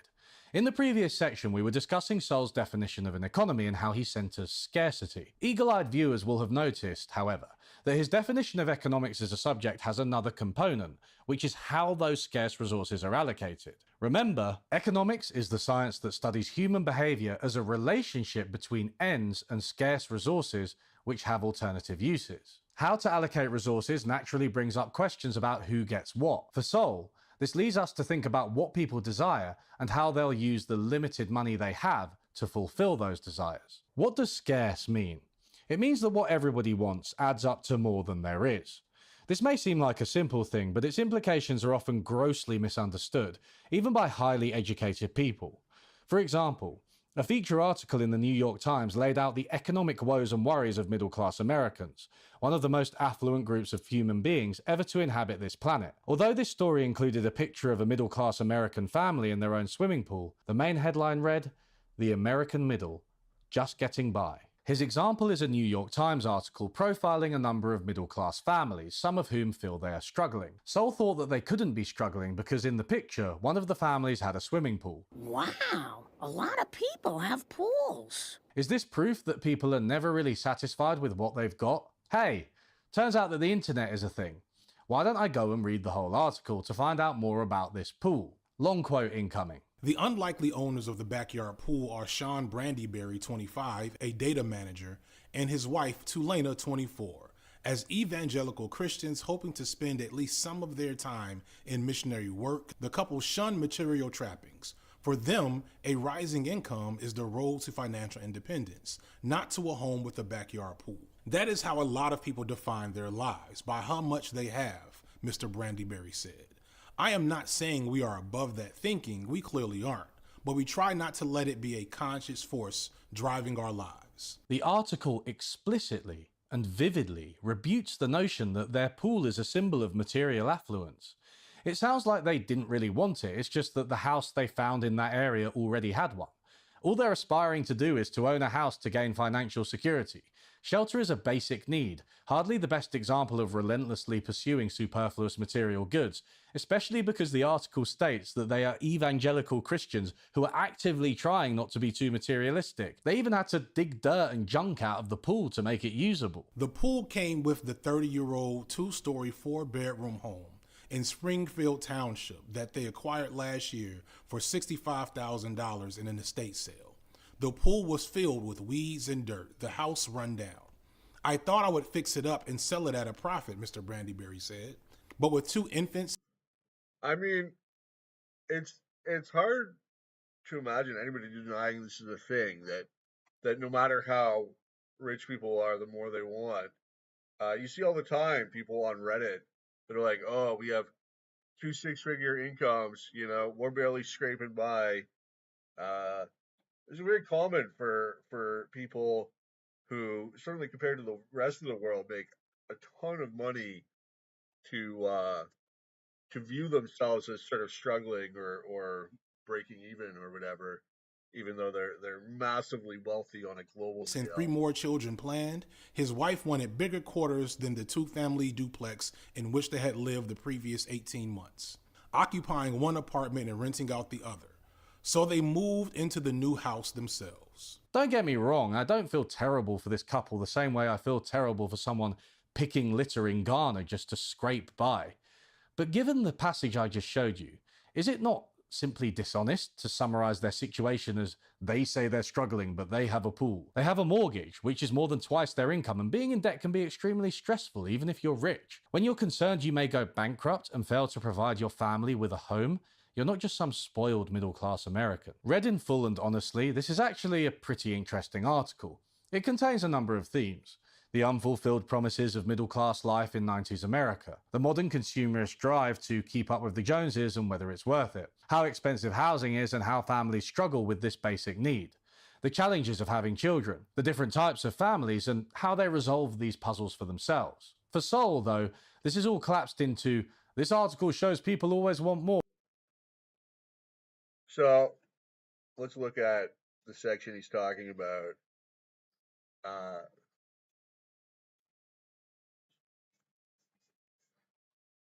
Again, it's not really about what the article's about.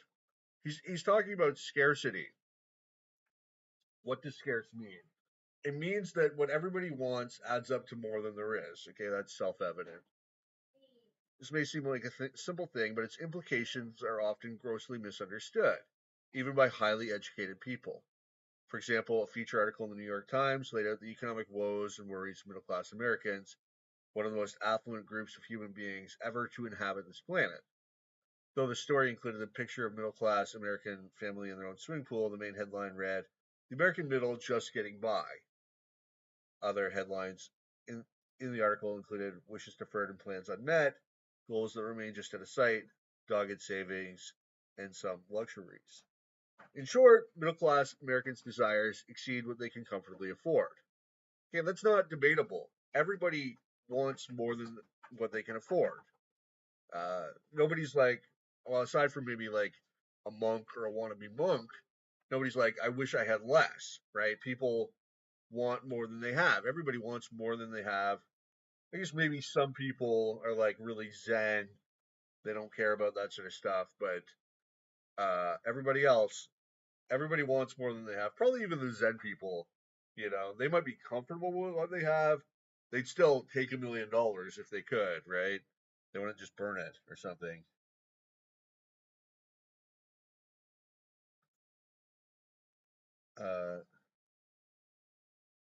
So again, like he's not doing a book review of the article. He's making a point about scarcity and so what the article actually says is irrelevant. It's not. And this is what he's been doing so far is instead of engaging with Sowell's point, he's sort of like diving into the minutia and playing gotcha. I mean, I don't know if I really want to get into the article. even when they have a swimming pool. Wow, a lot of people have pools. Even though the article ends with somebody literally stating that they have enough.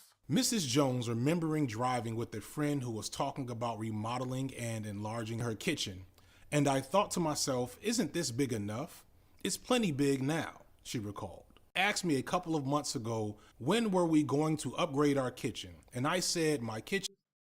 Yeah, but it's not saying she doesn't have other wants, even if she's happy with her kitchen. ...was big enough. Somehow, this article is Sol's only evidence that people always want more than they have.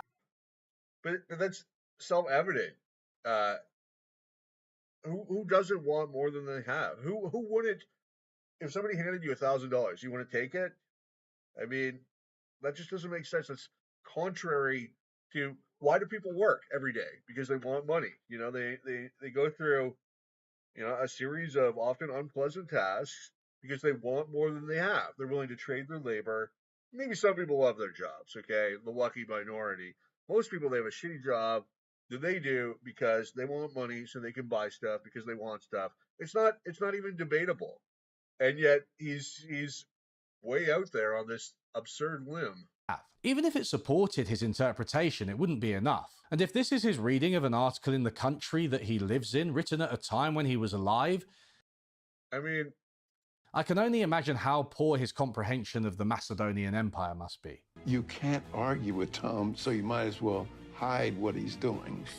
I'm emphasizing this not just to point out how Sol's sources don't support him, although I am doing that and it will be a theme, but because it brings us to the idea of needs. People do go into debt for silly reasons, for sure, but most of the debt in the article is from people buying houses, cars for but it wasn't about debt. It was about people wanting stuff.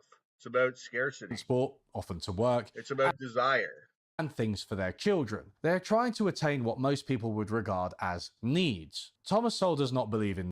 There is no distinction between want and need that isn't an arbitrary one. Needs. No, seriously. He has an entire section devoted to refuting the idea that needs can be distinguished from. Well, what's a need? You need an apartment? Well, no. You could just rent a room. Do you need a room? No. You could share a room with somebody. Your life wouldn't be over.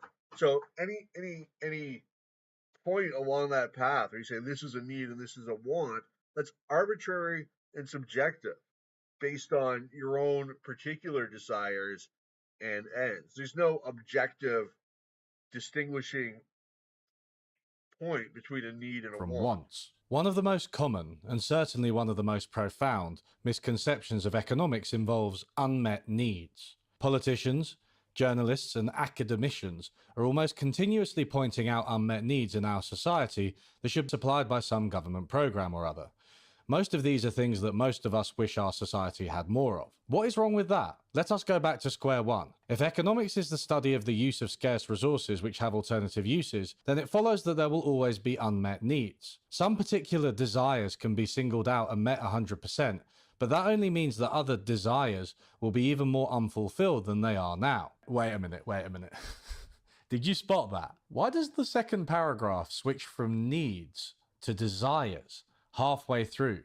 Is it because you can't even pretend to your own brain that they're the same, Tom? Let's read that again. If economics is the study of the use of skills, then it follows that there will always be unmet needs.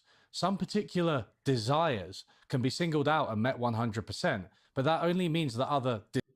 Or maybe it's just bad writing to use the same word time and again when there's a synonym.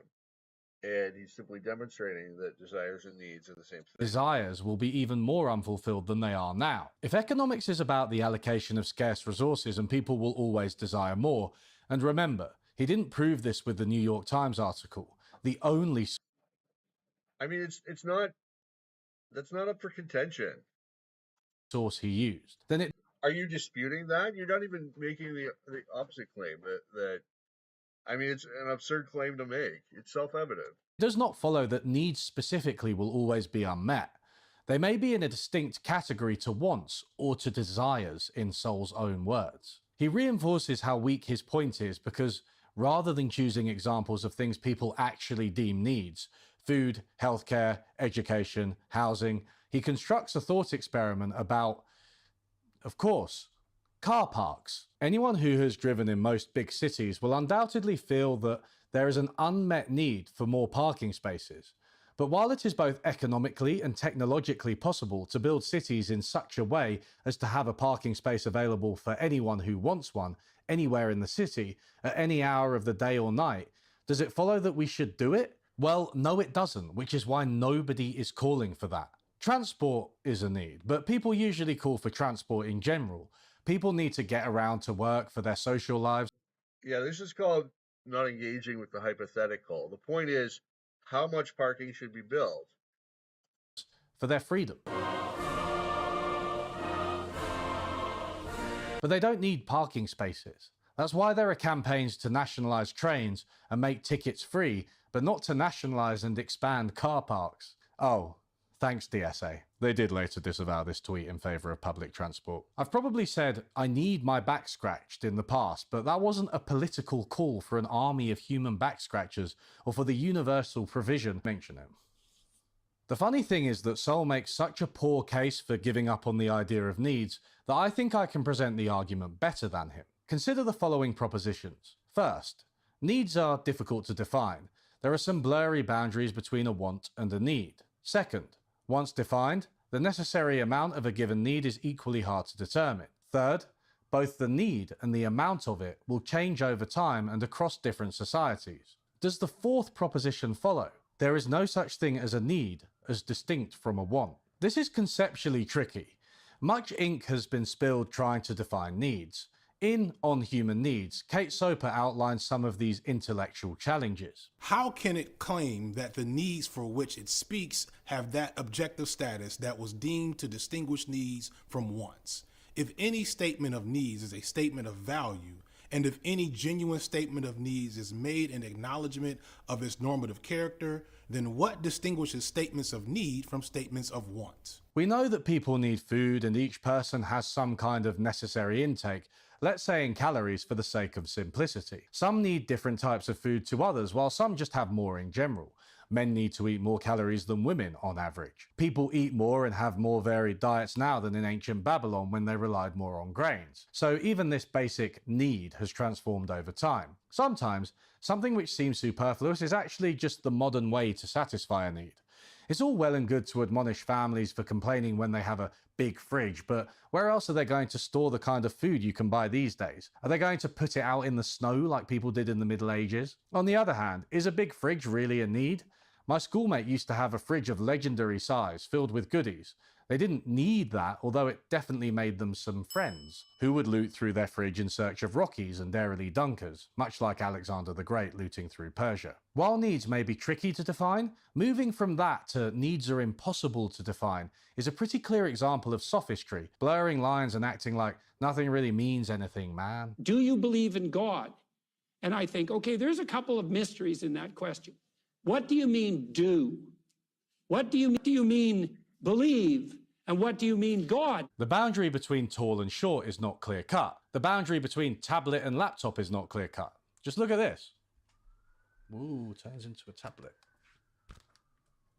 I'm not going to juggle it. The boundary between animal and plant is not clear cut. Have you ever seen a leaf sheep? Because you should. They photosynthesize, but they move around like slugs. Just look at them. Do we therefore say that tall people, laptops, and animals are useless concepts? Of course not. This has been called the precisional fallacy. The precisional fallacy is often used polemically. For example, an apologist for slavery raised the question as to where precisely one draws the line between freedom and involuntary servitude, citing such examples as divorced husbands who must work to pay alimony. However fascinating these where do you draw the line questions may be, they frequently have no bearing at all on the issue at hand. Wherever you draw the line in regard to freedom, to any rational person, slavery is going to be on the other side of the line. On a spectrum where one colour gradually blends into another, you cannot draw a line at all, but that in no way prevents us from telling red from blue in the centre of their respective regions. To argue that decisive distinctions necessarily require precision is to commit the precisional fallacy. You want to know who wrote that? Thomas Sowell. In Knowledge and Decisions. If only he'd applied this to the debate between wants and needs. People sometimes say, that works in theory, but wouldn't work in practice. With needs, the idea is hard to define in theory, but easy to understand in practice. Most humans can rattle off a list of about 10 or so needs we have, and will tend to agree on the broad categories, even if the specifics are up for debate and change over time. The best way of illustrating this is through the idea of essential work. You know, I'm not so sure about that. For example, some people might think bread is a need, and yet you can survive perfectly fine without bread. For example, on a carnivore diet. Some people, I mean, water and shelter. Some people live outside. Water is pretty hard to argue with. Water is a need. Which came up during the COVID lockdowns. When lockdown hit, almost everyone understood immediately that farmers, train drivers, and builders were firmly within the essential worker camp. Everyone also understood immediately that jobs like economist, YouTuber, and author were not as important because they did not fulfill people's needs. There was no room for sophistry when the pandemic hit.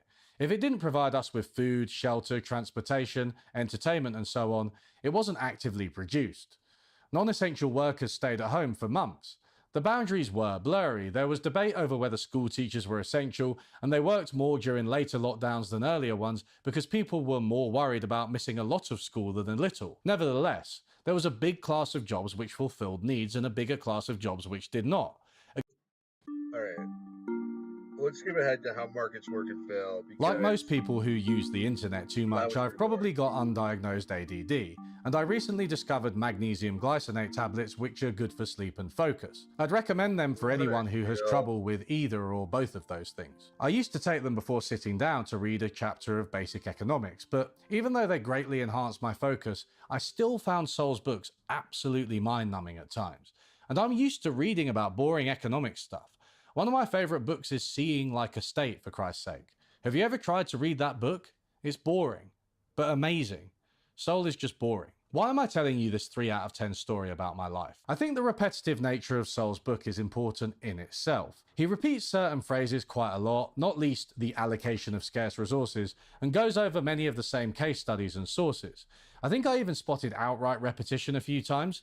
We can see this most clearly with the first half of the book. To start, we get a discussion of what economics is and the role of prices in allocating scarce resources. Then we move on to how prices and markets work, outlining the role of prices in allocating scarce resources. We get a discussion of price controls, or what happens when prices are not allowed to operate, including an extensive discussion of Soviet-style centrally planned economies. This underscores that prices are the best way to allocate resources because in their absence, bad stuff happens. We then get an overview of prices, which is somehow different to what's come before. We move on to industry and commerce, discussing the rise and fall of businesses, how prices work to send signals for what should be produced in a market economy. After this, Sol has a chapter called The Role of Profits, about how profit and loss provide signals for what should be produced in a market economy. After this, it's the economics of big business, which reiterates the same basic logic for big business. After this, it's regulation and antitrust laws, which critiques attempts to regulate big businesses because they will interfere with market signals. Then we again discuss market versus non-market economies, including the failure of central planning. We move on to work and pay, and the chapter on productivity and pay actually isn't bad and introduces some new ideas. Then we discuss minimum wage laws, which reiterates that price controls like the minimum wage in the labour market are bad, just as they are bad everywhere else. Look, you get the picture. Now that we're done with the historical background, we can move on to concrete questions about how contemporary capitalism works and indeed, I mean, that all sounds pretty solid to me. whether it works at all. According to Sol, economics is about the allocation of scarce resources which have alternative uses. As he says, the natural question is how to determine the best of these alternative uses in the face of this inherent scarcity. As we've seen so far in this video, I'd be more likely to ask how we use our historically unique surplus to fulfill human needs and flourish. But it isn't our surplus. It's the farmer's surplus, the plumber's surplus. I mean, it's not our surplus. It's people produce, and as a result, they could trade what they produce for things that other people produce. So it's not we, it's the individual.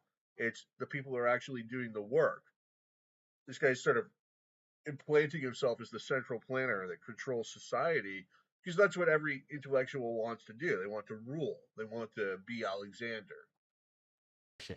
But let's put that to one side for now and just understand Sol's case for markets and capitalism on his own terms. Sol believes that markets are by far the best system we have because they effectively communicate production capabilities and consumer preferences across an economy filled with millions of people and countless goods and services. The key drivers of this success come from both the businesses who make the products and the customers who demand them. If people want something, then they will buy it, so the businesses that produce it make money. But if something is produced which is not in demand, the business that produces it will make a loss. This is a clear signal that resources should no longer be put into that use. Or alternatively, we can say that entrepreneurs which do a better job of forecasting consumer demand make profits. Entrepreneurs that do a worse job make losses. Though people often focus on profits, loss is, if anything, more important. This is an area where Sol is echoing his mentor, Milton Friedman. It's often described as a profit system, but that's a misleading label. It's a profit and loss system. And the loss part is even more important than the profit, because it's what gets rid of badly managed, poorly operated companies. Since we are talking about allocating a resource to one use over the other, a key concept is substitution. Most resources have multiple uses and can be put into different products. The market is therefore continuously engaged in a process of swapping resources between alternative uses as circumstances change. Sol uses the example of milk. You can use milk itself, or you can use it to produce derivative products like cheese, ice cream, and yogurt. In paying for cheese, ice cream, and yogurt, consumers are in effect also bidding indirectly for the milk from which these products are produced. Money that comes in from the sales of these products is what enables the producers to again buy milk to use to continue making their respective products. When the demand for cheese goes up, cheesemakers use their additional revenue to bid away some of the milk that before went into making ice cream or yogurt, in order to increase the output of their own product to meet the rising demand. When cheesemakers demand more milk, this increased demand forces up the price of milk to everyone, including the producers of ice cream and yogurt. As the producers of these other products raise the prices of ice cream and yogurt to cover the higher cost of the milk that goes into them, consumers are likely to buy less of these other dairy products at these higher prices. Every time I read that passage, it just makes me hungry. Sol argues that with consumer demand revealing what people want and businesses responding to the profit and loss signals this generates, resources are allocated to their best uses. Since scarce resources have alternative uses, the value placed on one of these uses by one individual or company sets the cost that has to be paid by others who want to bid some of these resources away for their own use. From the standpoint of the economy as a whole, this means that resources tend to flow to their most valued uses when there is price competition in the marketplace. Businesses compete for customers, but customers also compete with each other by bidding away items from their current use when they offer to pay more for them. Sol is keen to emphasize that this doesn't mean that all production will be oriented to the highest bidder. It's more of a process. Some people pay more, so production is gradually reoriented towards their preferences without outright eliminating other uses. There could be a surge in demand for yogurt, but that wouldn't mean ice cream and cheese stopped being produced entirely. Just that they were produced less or were more costly because resources were instead flowing into the booming yogurt industry. Now I'm hungry again. Sol's view of markets captures an important truth. In my opinion, markets do two things. First, provide a signal to people that something is in demand. Second, through buying what is demanded, allocate resources to that use so production can continue and expand. You can have one of these without the other. Charity appeals, requests from a friend, or engagement on social media may provide a signal that something is in demand without the concordant increase in resources to fulfill that demand. On the other hand, the state allocates resources without the corresponding market signals.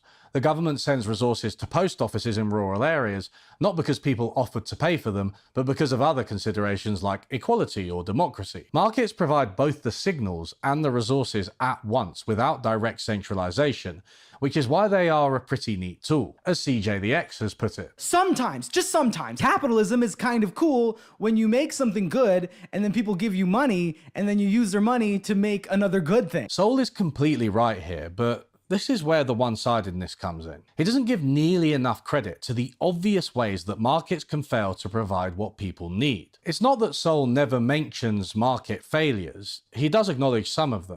Markets don't fail. But he spends little time on them. I said it. And when they do come up, he's always playing down the harm from markets and playing up the harm from whatever government intervention might be carried out to fix the problem.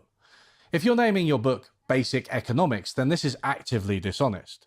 An education in basic economics will give you a lot of ways free markets go wrong, along with empirical examples of it actually happening and governments actually fixing it. And he mentions pollution in freaking one?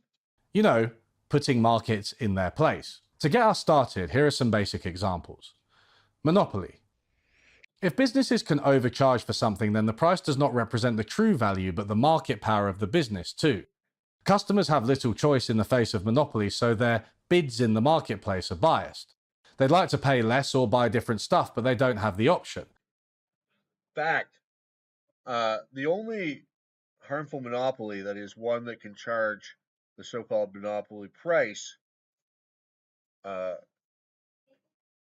is a monopoly that's established by a grant of monopoly privilege. During the late 19th century in America, there were conscious efforts to monopolize a number of industries through mergers or combinations. These were the so-called trusts, from which antitrust derived its name.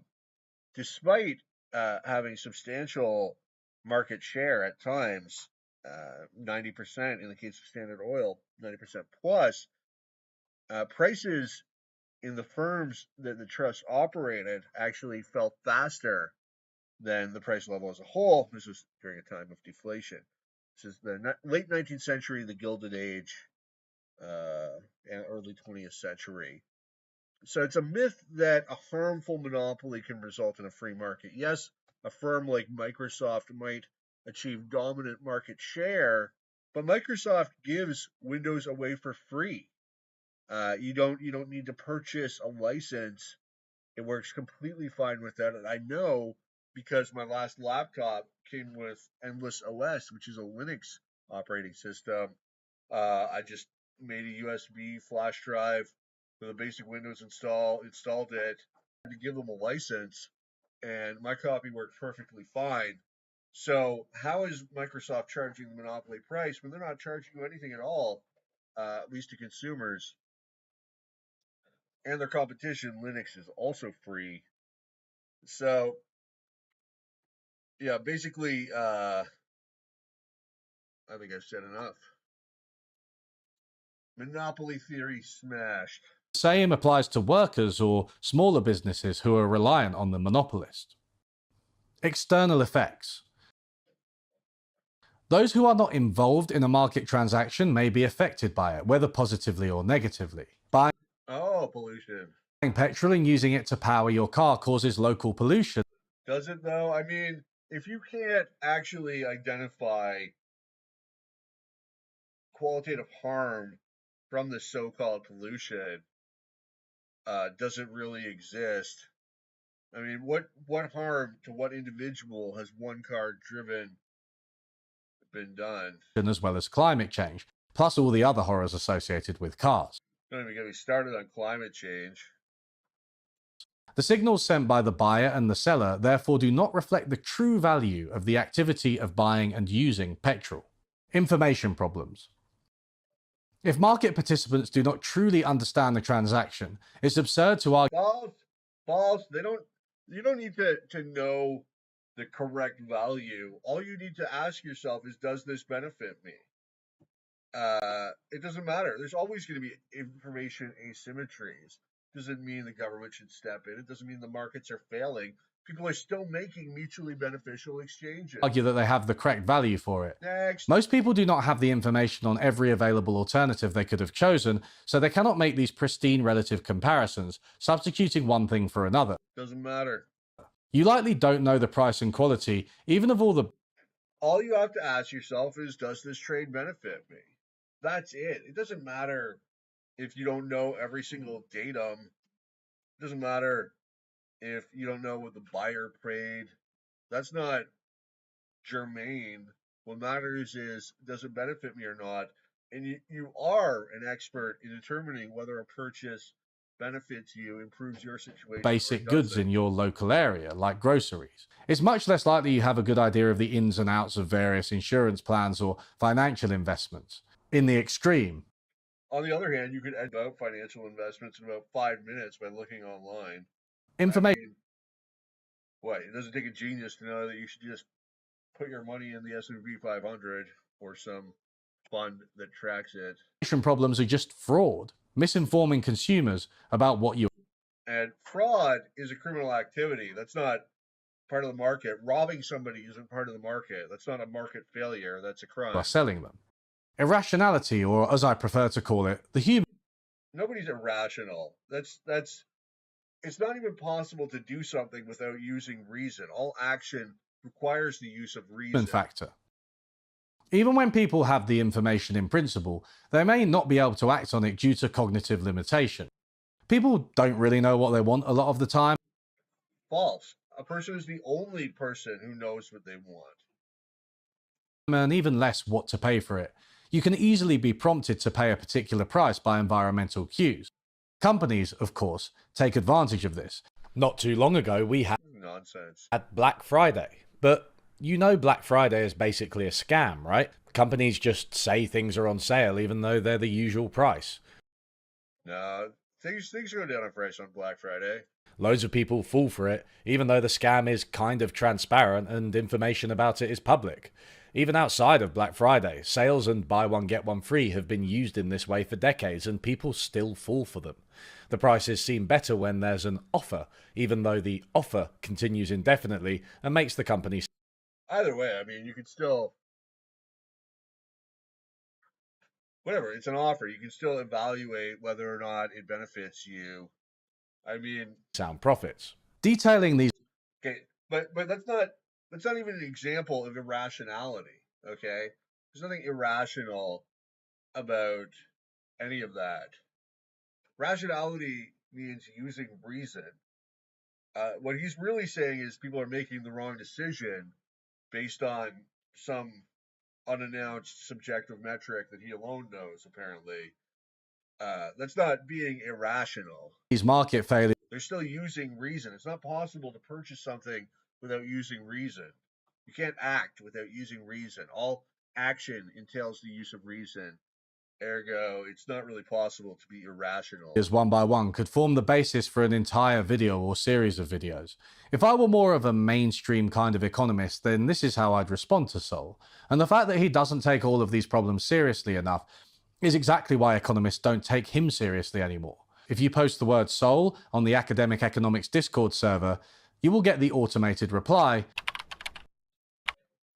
Tom Sowell is not and never has been an economist. Dad, that was really mean. You could even say you're not going to learn much about basic economics by reading Thomas Sowell. The field has just moved away from a wooden insistence that market failures are minimal or difficult to fix. Mainstream economics has so many examples of these that it... That's because mainstream economics is just apologetics for the state and for the exercise of state power. Really what we have is 21st century mercantilism, where economists just justify whatever the government is doing as being great. It's pretty ridiculous to act like they're ignoring Sowell's arguments, which only use the most narrow and basic version of the theory. You can't argue with Tom, so you might as well hide what he's doing. Sowell believes that a free market capitalist economy does a better job of allocating resources than any other type of economy, and especially that stymieing markets leads to inferior outcome. Yet such a die-hard view is quite vulnerable.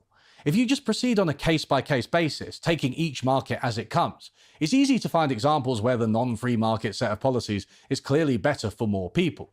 As Jeffrey Friedman put it in his sharp critique of libertarianism, those who favor departures from laissez-faire, even when their aims are, like Honderich's, radical enough to qualify as socialists, do not, after all, make the unequivocal claim that government action will always tend to produce better results than private property. Thus, their evidentiary burden is lighter than those like Conway, who implicitly make the opposite claim. In the post-communist era, the antagonist of classical liberalism is not likely to believe anything more sweeping than that state action may be needed whenever civil society fails. The questions the libertarian must answer, then, are how often civil society does fail and how often the state is liable to do better. The interventionist can be an agnostic about such general questions, treating each potential civil society failure, i.e. social problem, case by case. It is the libertarian who is committed to the grand claim that, for some reason, intervention must always be avoided. It is a high bar to have to prove that government intervention into markets will almost never work. Even a modest, centrist amount of pragmatism is enough to falsify hardcore libertarianism. Sol has to spend less time on cases where government works, and when he stumbles across one, just flatly misrepresents the sources he does use to make it seem like it was a success of the free market, or he pivots to blaming the government somehow. In this video, I'm going to spend some time on just one market failure: monopoly. Businesses with more revenues and profits can exert more influence over industries. No, they can't. That's incorrect. There's no historical basis for that claim. Even if you have more revenue and profit, if you try to sell above the market price, you're just going to lose out on business, and people will go elsewhere. This is true whether or not they're outright monopolies. Sol does write a fair amount. It's not true. It's incorrect. About monopoly, more so than most of the other examples, so it's a good choice to see how he handles market failures. While it's welcome that he does this, once again, the writing can feel one-sided, tedious, and repetitive. You know how sometimes on campus you accidentally walk by a business class and the professor is writing like profit equals revenue minus costs on the board and everyone is taking notes like it's actual school? Yeah. A cruise ship, for instance, must receive enough money from its passengers to cover not only such current costs as paying the crew, buying food and using fuel, it must also be able to pay such overhead costs as the purchase price of the ship and the expense of the headquarters of the cruise line. This would be fine, except that he writes out this kind of thing for almost every industry he mentions. I almost died reading this book. Sol acknowledges that monopolies are a problem in principle. He states that they would transfer resources to the monopolist through excessive prices faced by consumers. Even more, monopolies misallocate resources. When a monopoly charges a higher price than it could charge if it had competition, consumers tend to buy less of the product than they would at a lower competitive price. In short, a monopolist produces less output than a competitive industry would produce with the same available resources, technology, and cost conditions. If I were to sum up Sol's argument about monopoly power, it's that private monopolies do exist, but they are often short-lived and always face the possibility of competition. Even when a company seems... No, I take the more hardcore position that the private monopolies, if they exist, are still kept in line by the threat of competition developing. The only time a harmful monopoly has historically existed or can exist is through a grant of monopoly privilege from the state, where the government says, you're the only company allowed to do this business. Then they can charge abusive prices. But even if a firm achieves dominant market share through competitive practices alone, if they start charging the monopoly price, they're just going to attract another entrant into the field. Dominant, they have to make sure they are working efficiently, otherwise they'll be displaced. This is illustrated by the high turnover among the top firms, which shows that the market economy just keeps getting rid of even the biggest firms once they become redundant. The businesses we hear about in the media and elsewhere are usually those which have succeeded, and especially those which have succeeded on a grand scale. Microsoft, Toyota, Sony. You know, it's an entirely different field. Now it's Meta, Alphabet, or Google, Apple. Lloyd's of London, Credit Suisse. In an earlier era, Americans would have heard about the A&P grocery chain. I mean, if market power really existed, then once a firm became dominant, they would just stay dominant. Once the largest retail chain in any field, anywhere in the world. Its 15,000 stores in 1929 were more than that of any other retailer in America. The fact that A&P has now shrunk to a minute fraction of its former size and is virtually unknown suggests that industry and commerce are not static things but dynamic processes in which particular products, individual companies, and whole industries rise and fall as a result of relentless competition under ever-changing conditions. There's some truth to this, but note that saying big companies will eventually be replaced isn't actually a direct defense of their behavior. As long as they are around and dominant, these companies can lead to problems for consumers, workers, governments, communities, and smaller businesses. In order to evade this obvious point, Sol does a typical pivot to how it's all the government's fault. Fortunately, monopolies are very hard to maintain without laws to protect the monopolistic firms from competition. The ceaseless search of investors for the highest rates of return virtually ensures that such investments will flood into whatever segment of the economy is earning higher profits, until the rate of profit in that segment is driven down by the increased competition caused by that flood of investment. It is like water seeking its own level. But just as dams can prevent water from finding its own level, so government intervention can prevent a monopoly's profit rate from being reduced by competition. We are then treated to a story of how monopolies were originally granted by the government through corporate law, something we'll discuss later, and how this continues today with licensing laws, which are a pet peeve of free market economists. This may all be true as it goes, but it runs directly into Jeffrey Friedman's objection. The problem for Sowell is how easy it is to demonstrate clear and significant cases where the non-interventionist stance does not work. It's telling, for instance, that many of Sowell's examples in these chapters are of consumer goods. He details cameras, televisions, supermarkets, planes, newspapers, cars, petrol, McDonald's, computers, and the like. I tend to agree that competition may triumph over the long term with goods and services that consumers buy regularly and where there are plenty of options, where technological change seems to advance inexorably. But there are important areas where this is less relevant, like utilities or heavy industry. Sowell again makes great hay out of the idea that consumers can substitute to other things if there's a monopoly in one market, but it's hard to substitute away from, say, the global logistics network. Anyone remember this image?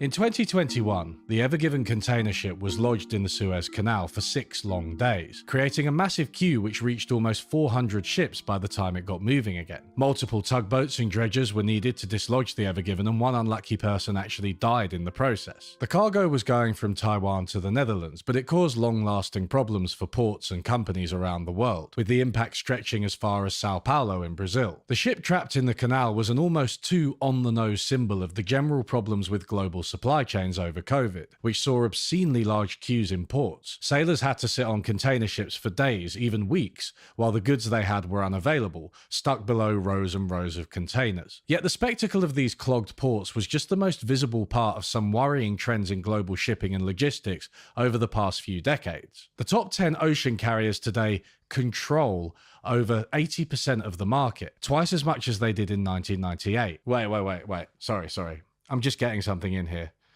Thomas Sowell doesn't like the word control. A standard practice in American courts and in the literature on antitrust laws is to describe the percentage of sales made by a given company as the share of the market which it controls. By this standard, such now defunct companies as Pan American Airways controlled a substantial share of their respective markets, when in fact the passage of time showed that they controlled nothing, or else they would never have allowed themselves to be forced out of business. The severe shrinkage in size of such former giants as A&P likewise suggests that the rhetoric of control bears little relationship to reality, but such rhetoric remains effective in the courts of law and... Alright, I gotta stop the stream there. Thank you everyone who tuned in and who is watching this later.